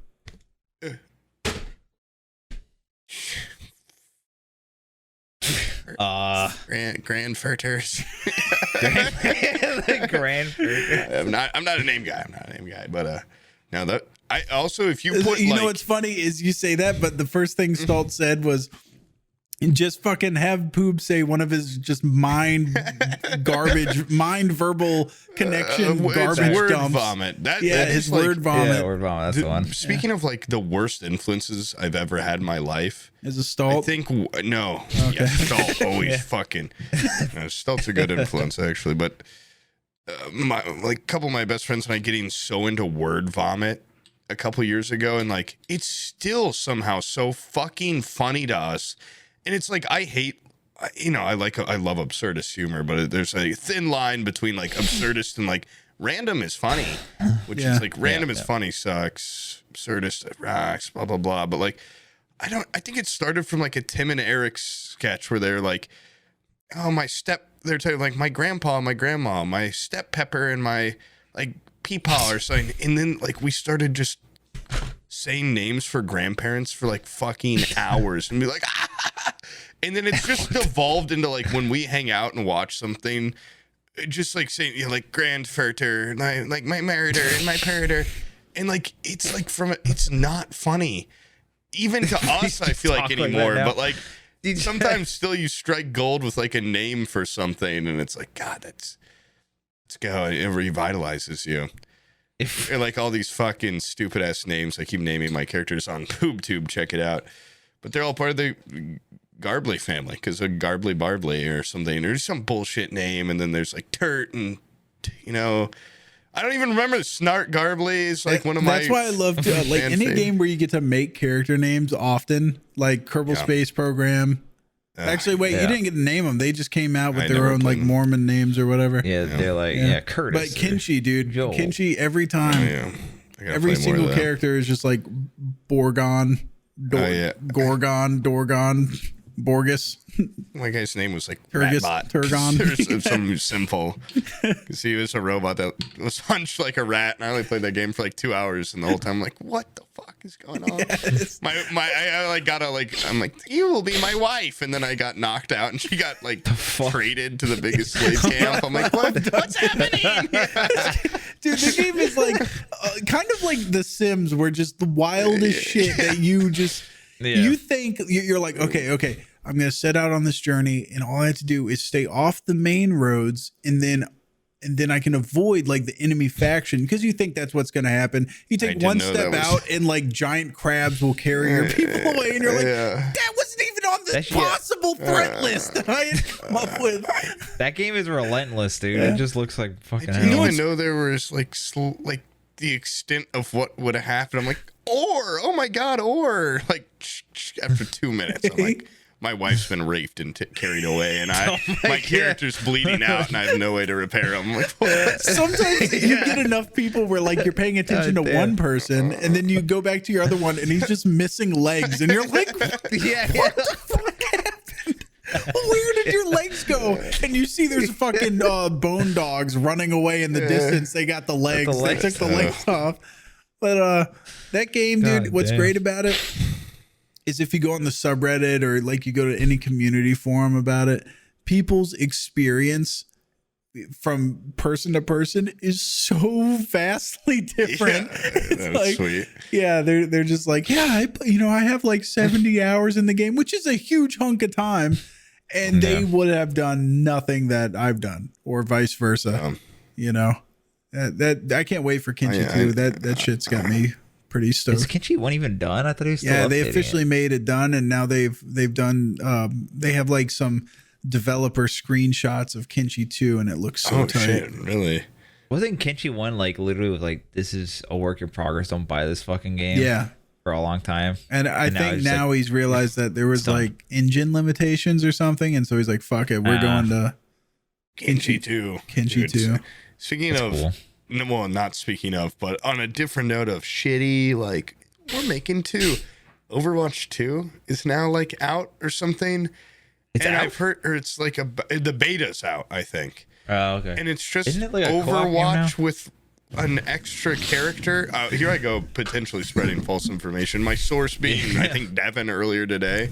It's like, it's got one new map and like, or a couple new maps and one new character, and then it's all the other. Well, how the fuck is that Overwatch 2? Like, they wouldn't make League of Legends 2 and have. I thought they were making it like PvE oriented. By the way, when I was talking like about kind of being out of the loop, I like that. That's it. I haven't spoken to Amid. I haven't spoken to Devin. I haven't spoken to Z-Chum, Aqua. None of those people for like 6 months. Damn. Yeah, Sam actually misses Devin. Dude, he's like, I should talk to Devin again. I miss Devin. I miss Amid. We'll fucking start streaming again. We literally like. I mean, I get FOMO because I don't hang out with them. I'm getting choked up about how bad I get this FOMO. I feel the same way. Sometimes you get in there and you're just like, they obviously talk to each other like 20 hours a week or something. Like, they are all up in each other's shit. Yeah, they're like calling each other by their government names and stuff. And I'm like, what the fuck is going on in here? Like, I feel like I know Zach? For a fact I'm just not that close with them.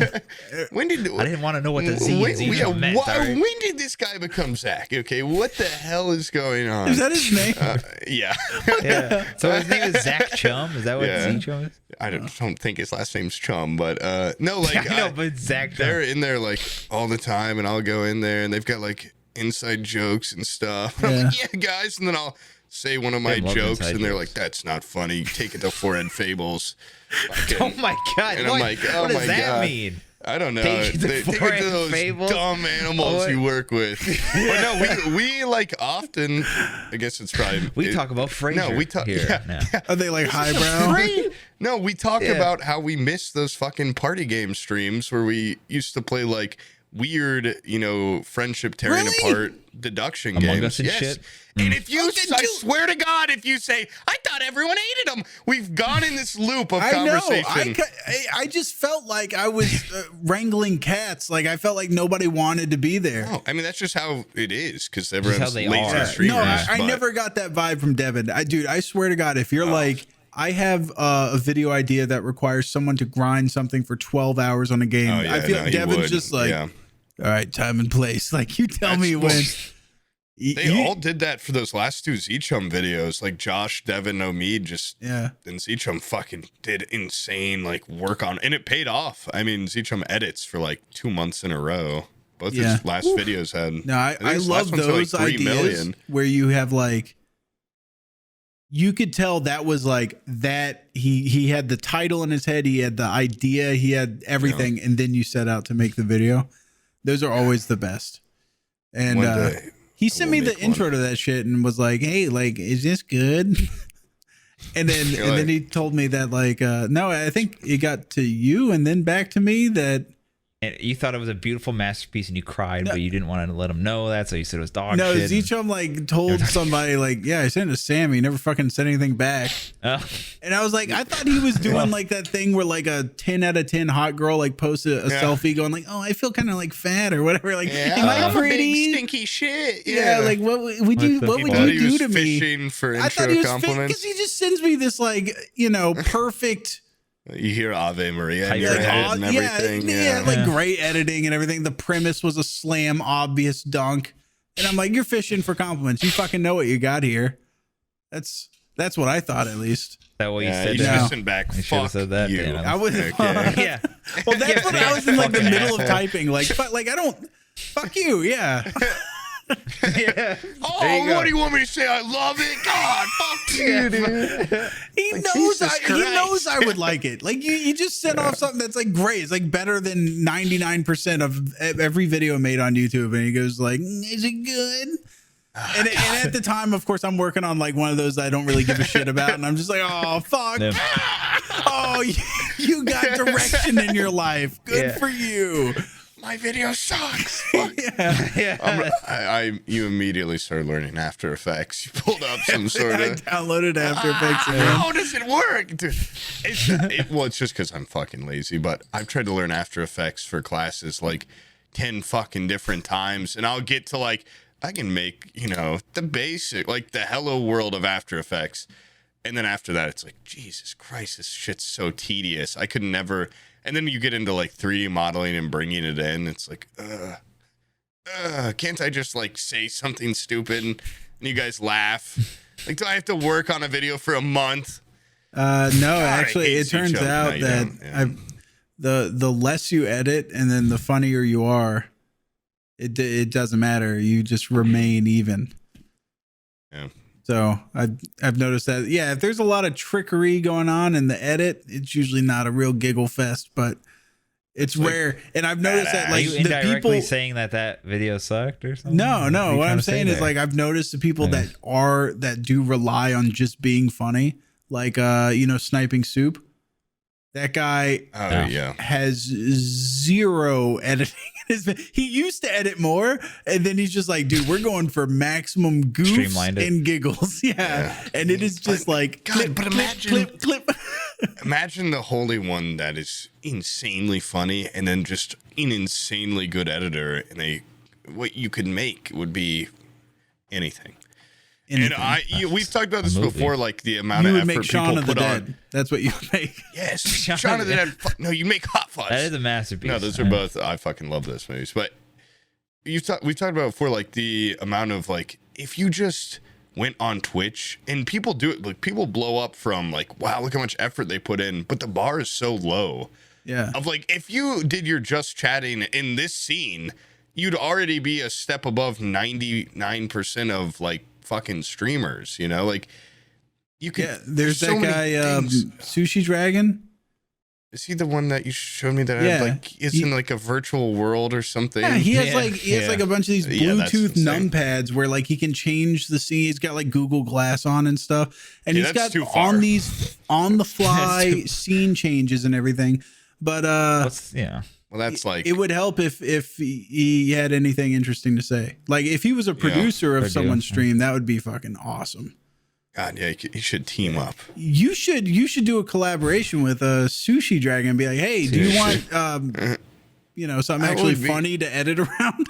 You get the fuck out of the camera way, and I'll stand right here. And then you put me in this world. You erase your character model. Okay, put my face over it. Create the ultimate duo. You gotta take that dick and balls fatter. Okay. Ooh. This guy's got kind of an ape body. It needs a gorilla body, but besides that, it's pretty good, I guess. That'll do for now. No, I just. At a point I will get to the point where I'll have I think right now I thought I had a good setup, but it's not good for like putting something behind me because my room is so narrow and then just goes back like 15 feet. I need to set it all up better. I need to do shit we need like to get that. warehouse. We need to get a warehouse. Yeah. Right in between us, North Carolina. And that like in between us. And it's apparently very beautiful there. Yeah, let's go to North Carolina.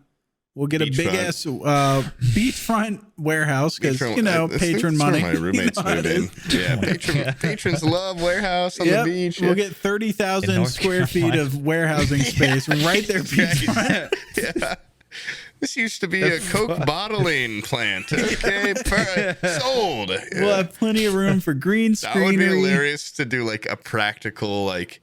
You are just against one wall and you have like 5,000 square feet behind you of emptiness and you're just chatting and don't use the space at all for anything. No, I think it'd be great to like you get in the corner, right? Like Brian's room.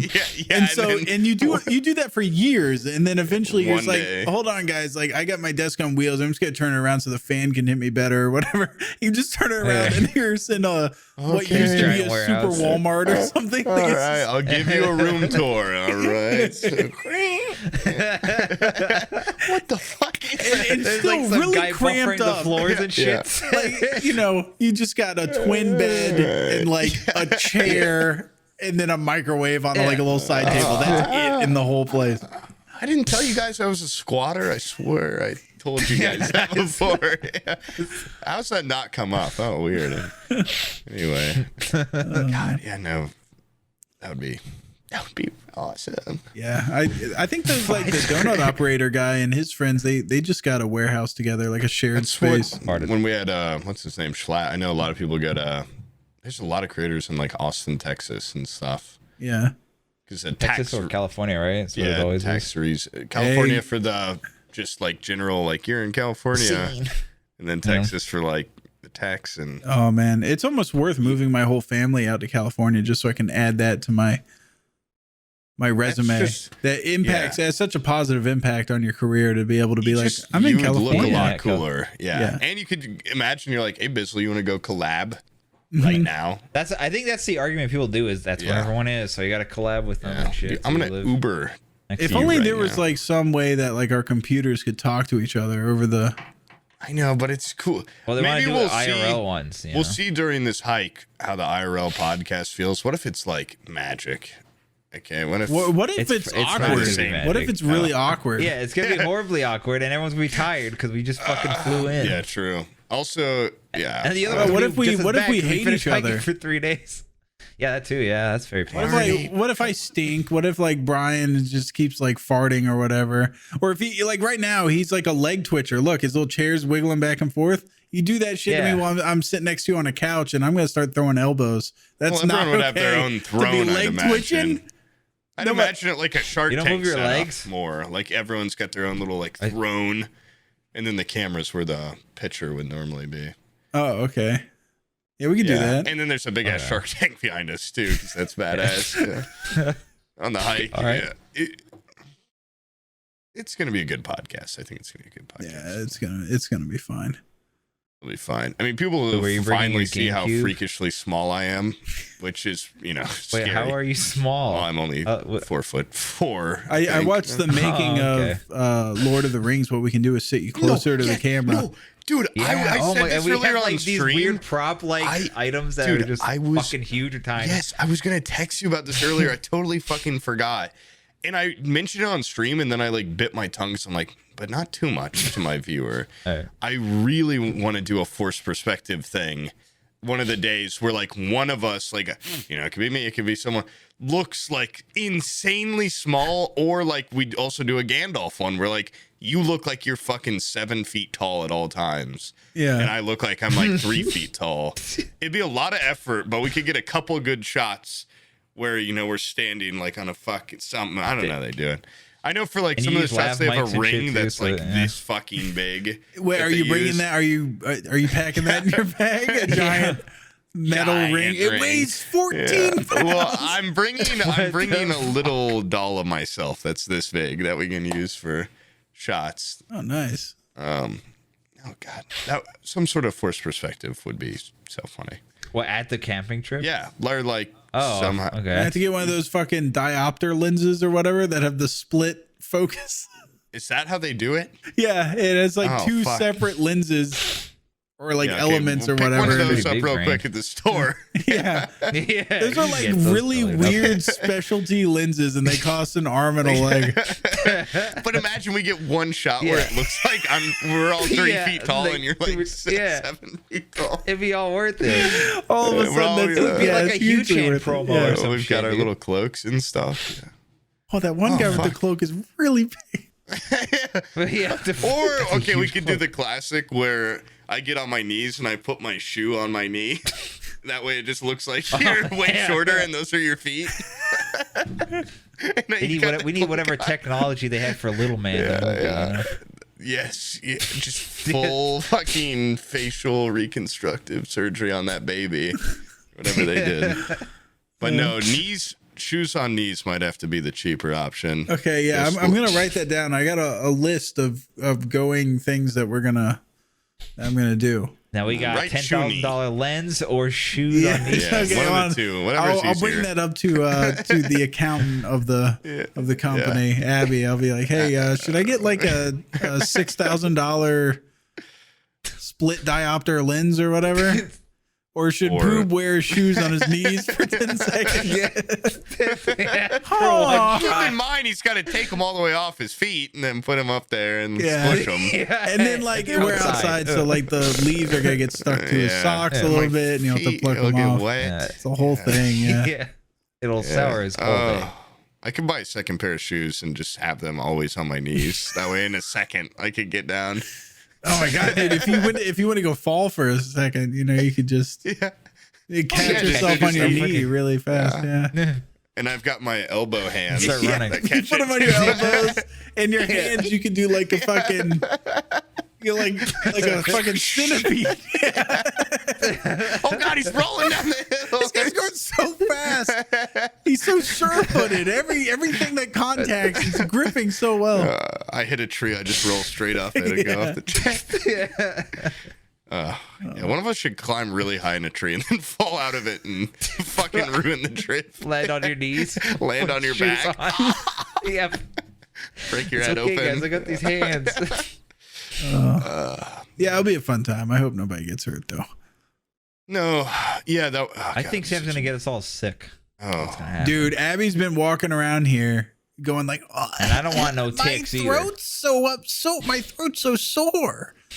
And I'm like, bitch, you keep that to yourself, dude, because it's like clockwork around here. Like I get 2 weeks of being healthy, and then boom, somebody's sick again in the house, and I'm getting. I was around like thousands and thousands of people this weekend too, but I'm sure I'm fine. Oh yeah, you were supposed to go out and do research on. Well, okay, so here's where I'll start. My stories from the weekend, nothing really crazy happened. Just regular old weekend. Nothing newsworthy. And then then the next day, you know, everyone. Did you guys hear about that shooting? Everyone was like, "Oh man, this is gonna put a dampen on things." Peace out. I started the bars at like 9:30 a.m. My friends and they're, you know, we're like, "Yeah, we're gonna."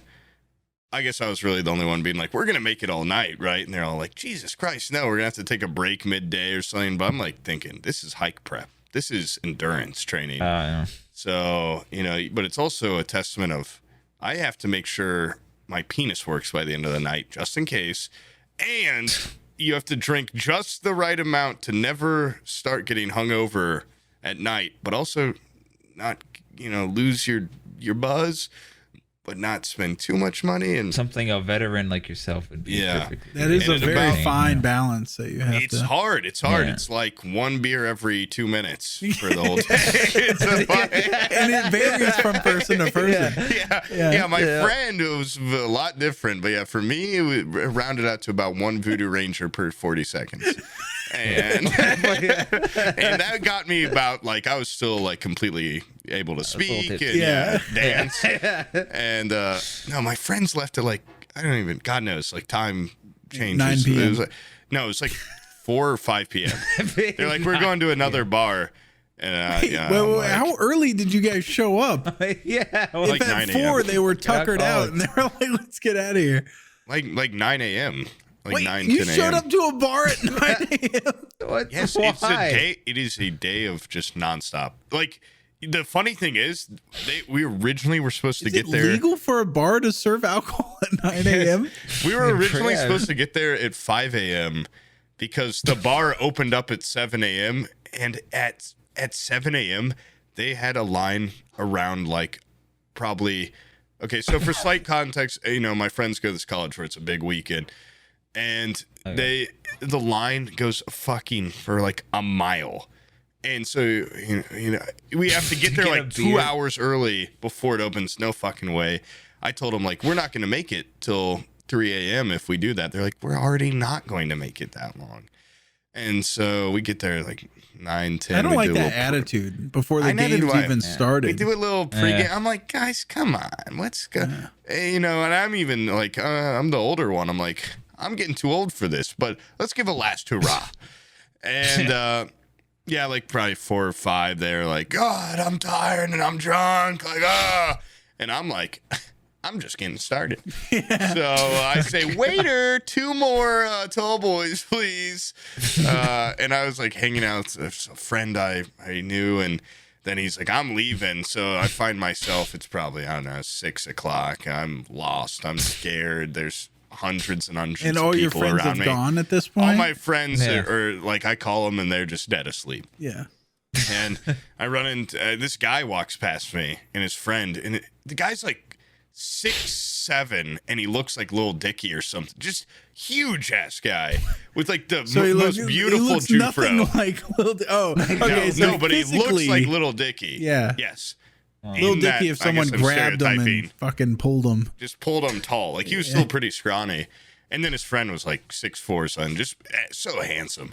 And they were in line too. I'm like, can you guys like stand away from me? Like, you were really making me look bad by being next to, like, by comparison, like, I just look so small. I'm like, you guys got to get out of here. And I'm just joking around. And then we start talking. And they've got like 5 friends. It's their first weekend there.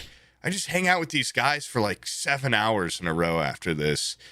And I think they had just got there, so they're fresh legs. I'm like, oh, okay, what's up, guys? And nice to meet you. And I kept being like, they're like, where are your friends? I'm like, I dance for those that can't. I'm like, like do little air humps and stuff. I'm like, I just kept saying, like, you know, I gotta keep dancing. It was like a dance-a-thon rules.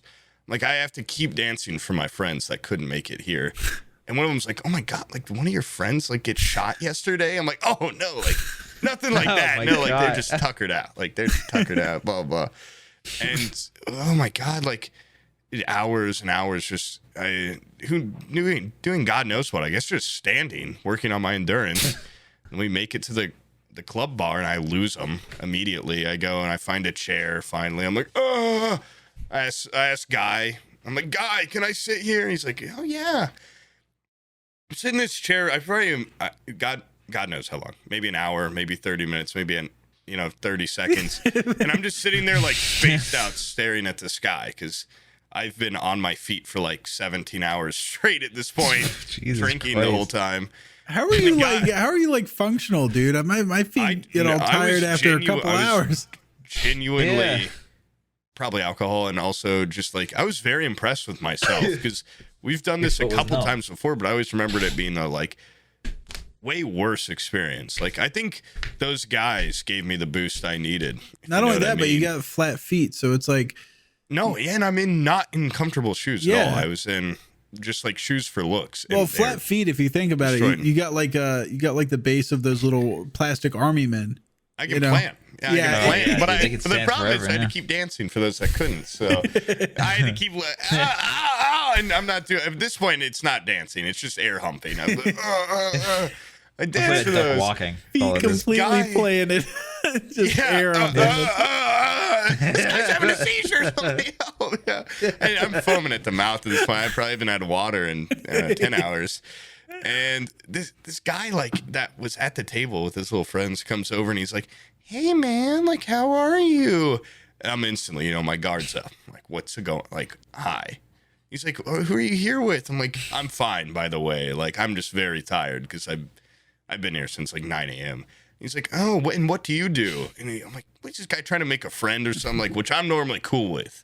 But I don't like the way he was going about it. Yeah. Oh, yeah. It was and he's like, he starts telling me all about like what he does. I don't remember. And he's like, what do you do? And I was like, I'm a streamer. He's like, oh, that's tough, but I'm sure it'll get better. I'm like, what the fuck does that mean? I was like, actually, it's the best job I'll ever have in my life. Yeah. And he's like, oh, nice. Like, you do that on what? Like, what do you do that? I'm like, geez, I don't want to explain. And I see fucking 6'7" of Jufro walking through. I'm like, all right, see you, man. Bye. I did feel bad about that. I had just bolted. Yeah. And I ran back into my boys, and I'm starting to remember. I don't really remember some of the rest of the night. I think at a point, I got to be too much. And you know what? Yours sounds a lot more exciting than mine. I went out. Abby made me leave the fucking house. You and Abby went out? Yeah, out, yeah. Wow. She dragged my ass to like TJ Maxx or something like that. Oh. No, that was after dinner. We went to dinner, and then she was like, "We're going to like TJ Maxx or something." I was like, "Fuck!" And so there I am, just like wandering around, like I just want to fucking die because I hate this place. I love TJ Maxx. Great deals. I turned the corner. There's a guy standing there with his kid, and he just goes, "Wow!" But no, he goes, "Jesus Christ, is that General Sam?" Oh. And I'm like, yeah. I go, "Hey, what's up?" And then his kid just goes, "Jesus Christ!" And he's like, "Honey, don't say that." Yeah. Like he immediately starts scolding his kid. So then I went into they have like the little furniture department, and I went and hid back there for a little bit. And just avoided that guy. What if he started strangling his kid because he's crazy? Not in front of the general. Why I embarrassed me? Yeah. Would you save her? No, I wouldn't know. That guy's a fucking. What is she? General Sam, huh? Please. Don't fucking say that. You're my favorite YouTuber. But so you didn't talk to him for a minute or anything? No, he's there with his fucking kid, and I was like, my kids were at the in-laws. I was just like, I don't want to talk to anybody. So I just went and hid at the furniture. Sam. Yeah. And you were like, yes. Keep running. Okay, bye. Yeah, that's basically what I just ran. I ran for it. Dude, he's trying to get a play date. That's pretty cool, though, to get recognized like that. That's a sign or something. You know what was the other one? Wasn't there another one? That you said was way worse for you? No, it wasn't that. Well, the very same day, actually, we went to go to Chick-fil-A, and like Abby went up, like I walked in, I grabbed the kids and got a table and like let Madeline play in the fucking play area, right? And then, which by the way, like if she goes in there and there's no kids in there, she will come out and find kids. She's like, hey, there's nobody in here. And then she'll look around and be like, you, are you almost done eating? Like you want to go hit the slide? Anyways, the manager guy at Chick-fil-A was kind of cool, actually. He like walked up and like waited till Abby finished her order, and then he did like the swipe of his manager card. He's just like, I saw who your husband was, and this one's on the house. Thank you for your service. Thank you for your service, General. Oh, that's cool. Yeah, so he gave me like free food. That one was kind of cool. That was the same day. But we went to these trails, these I don't want to say the exact place, but we went to like these trails where we're like, because I go out here with my family a lot. I'm out in like the middle of the woods hiking with my family, and this absolutely shredded guy just like walks up next to us. He's just like, hey, are you General Sam? I'm like, not like out here. Like there's no witnesses or nothing. Like, fuck. No. I was like, well, yeah, I'm actually really docile and stuff. Please a don't lot kill of Florida, motherfucker. Damn. I'm General Sam, but I can scream really loud. I can shriek. They'll hear me. Please don't hurt me. Motherfucker, get away from me. I have a sniper in the back there watching over me at all times. That's cool. No, I think honestly, it's just a disproportionate amount of people here because of the college town. Oh, well, I got recognized in squad twice in one day. Star Wars mod. Same guy. Really? Yeah, Same dude. It was not the same guy, but yeah, a guy in my group was like, Poob? Is that the real Poob? And I'm like, dude, come on. Like, there's not people making fake Poob accounts. Like, let's be honest. Like, it could be a coincidence name or something. It's not a fake fucking me. And he's like, oh, Forehead Fables, like, blah, blah, blah. And then I don't see him again. No, and then there's another guy. It's like, oh, Poob stuff. And I'm like, oh, that's cool. But at a certain point, it's like, I'm really fucking confused how this game works. And the guy's like, Poob, come with me. Come with me. Like, I'll save you and all this stuff. I'm like, oh, man, I got to get out of here. And I join a squad, and the guy's in it. And he's like, yes, you joined my squad. Like, oh, yeah. Like, he was, like, really nice and stuff. But I'm like, fuck. Like, I don't want to, like, I was also, like, I just wanted to fuck around with people that had no idea who I was. And I was, like, in comms, like, taking it really seriously, like, as a joke for just me and stuff. And I was, like, doing little voices. I'm like, well, this is really embarrassing now that this guy knows who I am. And he's like, it's that guy, but he's doing voices. Like, oh, great. Yeah, you got me. I know exactly what you mean. That's why I love playing games that aren't like in my usual video wheelhouse, because then people don't like pick up on who you are. Yeah. Like if I start playing like CSGO and just talking normally, no one's gonna be like, because like I don't have a crossover audience. Shut up. Yeah, regular CSGO stuff. Yeah. This guy sounds fat. Hey, fuck you. Oh, wait, coincidence. Actually, this week as well, a guy walked into where my brother works and goes, hey, is your brother General Sam? Because he saw me from he saw him in the cooking video. That's awesome. I was like, did you land a sale? He's like, fuck yeah, I did, bitch. Nice. Tell your friends. Yeah. So, Brian, you ever get recognized in person? Come on. Has your boss ever been like, hey, are you that guy from that podcast? No.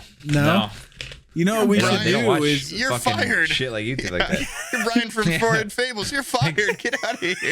Yeah, exactly. That's why I'm like, no, you know what? I'm gonna email him. I'll be like, hey, I think we should get to know each other. We're both employers of this one guy. Oh my God. Dear God. We should have an employer brunch, a joint meeting with Brian. Joint meeting. How scared would you be, Brian, if your boss was like, hey, I've got a meeting set up for today, and you join and Sam's in there too? Him? No. If it was my manager, no, I wouldn't care. Okay. What if it's your CEO? Yeah, what if it's the boss? Then it would be like, okay. Oh, no. This guy's retarded. Don't even listen to him. What if you come in and I'm wearing like a 3-piece suit and we start talking about something completely unrelated? Like, I don't ever let on that it's me. Oh, that you know each other. Yeah, that we know each other. Would you be like, Sam, what are you doing? Or would you just play along? Or would you be like, this guy looks a lot like I would play along, Sam. And then I'd play along and be like, I think there's a suspected like shooter in the building right now. Got a fucking gun. And then quickly I would get a call on Discord like, what the hell is going on? Yeah. Dude, oh jeez. That reminds me that there's a shooter. I did make that joke a couple times the next day, literally after a shooting where people were like very hurt, of like if some guy would cut me in line or something, like, this guy's got a gun, and he'd be like, whoa, like, and we'd laugh afterwards and stuff. But yeah, I was saying some fucking just stupid shit. It's just what you always do when you're drunk, I guess. I'm gonna be better. All right. I'm never going to threaten. Oh, God. I made one of those jokes to a guy, and then he tells me later, like, my best friend was one of the people shot, and he's going to, his leg has to get amputated today, probably. I'm like, oh, okay. Like, probably not the guy to be making, like, he's got a gun jokes, too. Like, insanely too soon. And you forget. But at the same time, that fucking guy, it's not like he cared that much. He went back out and partied the second day. Well, he did. Yeah. Yeah. It's like a city of alcoholics. At that time, it was like my friend is in the hospital, and then he left, and then came back a couple hours later. Was like, yeah, it's really bad, but like he doesn't. It's like, not looking good. You're not gonna miss this party for nothing. Yeah. It wasn't, dude. Yeah, at the end of it, I'm like, I'm glad I went, but I was just so. I'm still tired 2 days later, and it's like, I need to. I'm ready to start going to some adult bar. Like these are adult bars, but like you know what I mean. Like I don't want to wait in a line that long. I don't want to have to spend so much money on upcharge drinks. You know what I want? Like you ever see those? Movies and shows and stuff. There's always like the Scottish taverns and pubs. Oh, taverns. Yeah. And you go in there and there's seats Locals. For 20, and then there's about 7 people that are always at the bar, and that's it. They're your brothers in arms and drinking. Yeah. Yeah. You know them for 26 years and you haven't spoken but a word or two. And a newcomer comes in, you'll go, yeah.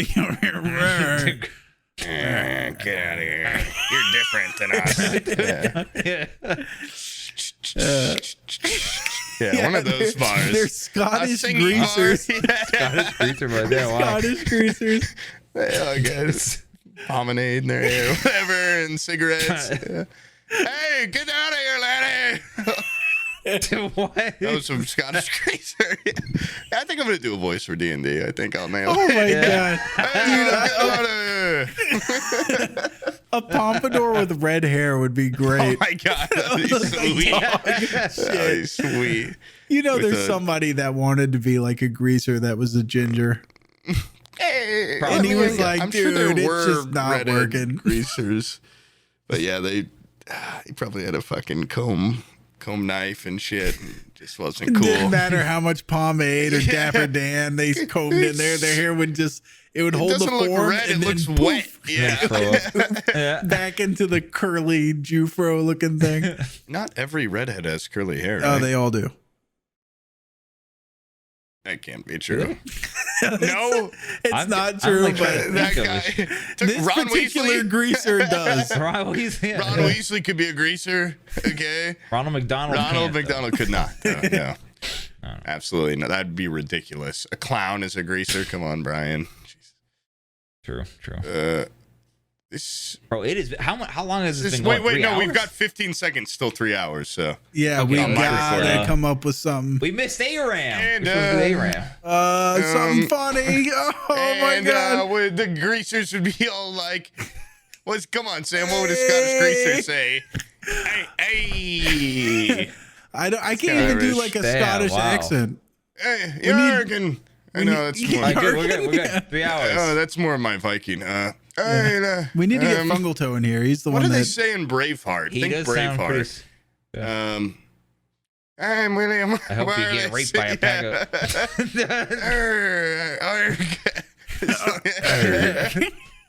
They're like pirates and thieves, right? Scottish people. Every single one of them. And bastards. Yeah. I would love to go to Scotland, though, at some point. Just see the beautiful You know what's funny is people want to go, like, vacation to Ireland. I'm like, why would you? When there's, like, right there next to it is a much less shitty... Well, Ireland's got the cliffs, something, right? No, that's the Cliffs of Dover. That's England. That's the British Channel. Well, they've got, like, something, probably. They've got, like, gay dog shit. They got nothing. Licks. They got like they probably have a lot of those taverns you speak of that are like the Irish. No, they don't drink. Oh, yeah. The dry country. Dry That's country. Why when they came to America, that's why they all left. Yeah. You remember the alcohol famine where there's no beer left or anything, so they all left to America. You're trying to distill grass, which is always famously had legal alcohol. And dude, imagine you're the one like Irish person that wasn't leaving because of like potato famine or whatever, and you were like, "Yeah, I'm gonna grow a different vegetable."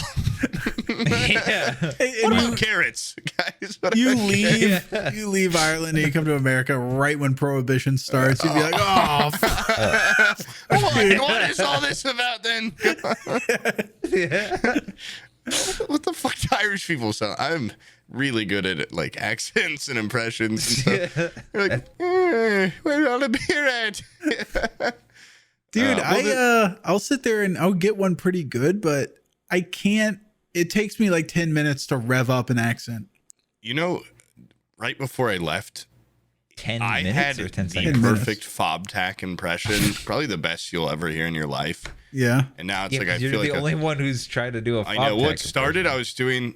I realized, Brian, you would have seen this video. I feel like you know the video where the Simpsons are in Undertale, and it's like a minute long, and it's like I've not really seen bad that. animation. And he's like, Marge, where are we? I realized like my Homer impression. I'm like, God, it sucks. It's so bad. I've been doing an impression of a guy doing a joke impression of Homer because it's been so long since I've seen The Simpsons, and I've seen this video probably 2,000 times. And my friends and I used to reference it all the time, and I just kept doing that impression. And then I was like, it got really close to Swagger Souls, and then I realized Fobtech and Swagger Souls have like crossover, and so does Jimmy from South Park. Yeah. There's something. Jimmy from But South Park. Fobtech, the guy I that goes, could've- But at a point, it's like when I was doing Fobtech, I'm like, it almost sounds like I'm mocking him because he has such like a distinct voice. It's a fine line to ride, but it was All tribute. right, we'll try it out. Let's hear it. And if I'm it's too scared. offensive, just bleep it out the entire time. So, What would Fobtech say?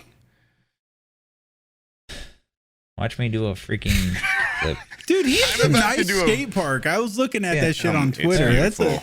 It's pretty good in the backyard. Uh, I'm starting to get uncomfortable in my Scared. seat. Oh, yeah, you're Yeah, creaking. it's getting moldy. I'll come back. You're creepy. I when I did my Fobtech impression, I shit you not, I did it for probably 2 hours straight. Let me get To back to that yourself? form. No. Or Dude, no, yeah, I'm that's what I was sure. saying. Like, if I can get an accent if you let me just let work me on sit it. there and do it for like 10 minutes. Let me yeah, work yeah, on rev it. it up. No, Just- I'm just- saying hiking trip. Yeah, that we'll break will out be all like of our Fobtech's accents. there. When I'm holding the camera, it'll be like Fobtech's at the trip. And we'll say like he came instead of Aqua and all this stuff. It'll be so funny. Oh yeah. no, no. You do the accent, off camera. Yeah, that's what I'm saying. Like so when you're I'm still like, in it. Okay, I thought you said. Okay, said, no, like everybody when start I- working no, no. on camera. I'd five be like, why? celebrity impressions, and we'll be like, the "Oh thing my that- god, we Right. have it sucks that you can only Christopher get like Walken's Yeah, on the Brock from trip." Pokemon. Whoa. impressions of like Christopher Christopher Walken. Walken, Morgan Freeman. Like, why can't I just work hard enough and sound exactly like Aqua? It's so hard to get just a guy that just talks, Yeah, versus like, someone with an iconic voice. yeah. Yeah, Which seems like it'd be easier to just be like, I'm just a speaking guy. Hey, no, because an iconic voice Yeah, is it's got- usually it's- and you like fill exaggerated in too. some way. Yeah, like Yeah. because they always have like You just- comical ways that they structure a sentence, which is why Trump is so easy to mock and emulate because he talks like a fucking idiot. people did a lot of like Obama's too and stuff, just because like the way it paused and stuff and sound, and it's like Yeah. we're all the Joe Biden impressionists. It's It's just just a guy sleeping. They'll just close their It's eyes like, and yeah, fall it's the asleep. Where am I? Yeah, have you seen? It's like the greatest video of all time. He's like, America could be summed up with one word, and then he just goes like, yeah. But so can you think of a better word? How could you sum up? just The has ultimate- this fucking just keeps stroke. going. He's like, Well, if you slow it down, it's a combination of liberty, freedom, beer, eagles, murder, murder. I said that to my brother. You And managed to get it there was one word. time I made Zach laugh so hard in IKEA he passed out and fell on the floor, and a rug fell on him. And Jesus Christ. I haven't seen him laugh that hard since. And I showed him that video, and I could see it in his eyes. He was laughing so hard he started to sway at the back of his truck. He was like holding onto the tailgate while laughing. It's a funny video, dude. Yeah, we've had I love like how prolific cameras are I now gotta see because the video we're getting now. so many great clips because Yeah. the president's like yeah. televised way more than they used to be. Oh, I bet back in the day we got George Washington saying some crazy stuff. Yeah, man. You know there was some president that was just wild. I bet you Teddy Roosevelt would have been fucking wild if there was like webcams and shit available back then. Jerking off in them and stuff. You know that guy's that guy's a jerked freak. off a rhino. Yeah, I'm crazy. Jerk off with rhinos. I wear funny little hats or something. I don't know what he does. He's in Ninth Museum and he like rides horses and stuff. His biggest credits, if you go to his IMDb, is Night at the Museum, also known for being president. Historic president. Yeah. He like killed a girl. What isn't he on Mount Rushmore? Isn't he like that big? He's look it up. Google it. Roosevelt? He killed like 20 girls. What? Yeah, Google it. Check it out. Oh, right. Yeah, check it out. I'm looking up. Mount Rushmore. YouTube that. that. Mount Rushmore is I think it is him. He is. It's he is him, on it. Yeah. Abe. The fucking George Washington, right? Washington. And then Thomas probably Jefferson. The guy with mustache. Ben Franklin. No, that's the way. That's or is it Thomas Jefferson? No. I think you're thinking money now. Yeah. No, he doesn't have a mustache. Why did I get a money and a rock? What the hell? It's just funny that like I feel like at the time, they do like get looking back on it, Teddy Roosevelt, pretty damn good president. But see, if you like at the time, I thought it was a little bit rash that they made Mount Rushmore with like iconic Lincoln, Thomas Jefferson, and then they were just like they were like in the current president. Like there hasn't been enough time. Like maybe he had some sway on that. Yeah, like come on, like there's enough rock for all of us. One day, he should have put a future president on. Like, and this is what we think one could look like. It's a black guy on Mount Rushmore. It's historic. Yeah. Perfectly melded. I mean, Obama. they're trying to be progressive. They're like, I'm sure there's one in the future, but it was made during like turn of the century, so it's just like this incredibly racist caricature. It's like a pickaninny character. Yeah, it's like it's huge lips and like everything. And Mr. Popo. It's like nobody is gonna look like that president. There's no way. And then they get shrubbery and shit on the top of the thing that looks like an afro and shit. You go way too hard on that one for some reason. How to sculpt that? Yeah. We were trying to be progressive. We were trying. Oh, I'm a hero. That's just. Anyways, it has been like what fucking time is it? It's the next day now. It's 12:23. Yeah, we did a whole day's worth of podcasting. Yeah. And these fuckers at what's it called? PKA would be doing this for another hour. Oh, okay. We should beat that. Christ, we gotta go to 5 hours. Oh. All right, let's do it. Okay, how about 4 hours and 1 minute? What's there's the president in the tub? McKinley, I think. I don't know. Yeah. Anyways, that's the end of this episode, patrons. We'll next one might be on the hiking trip, unless we're all tired and stuff.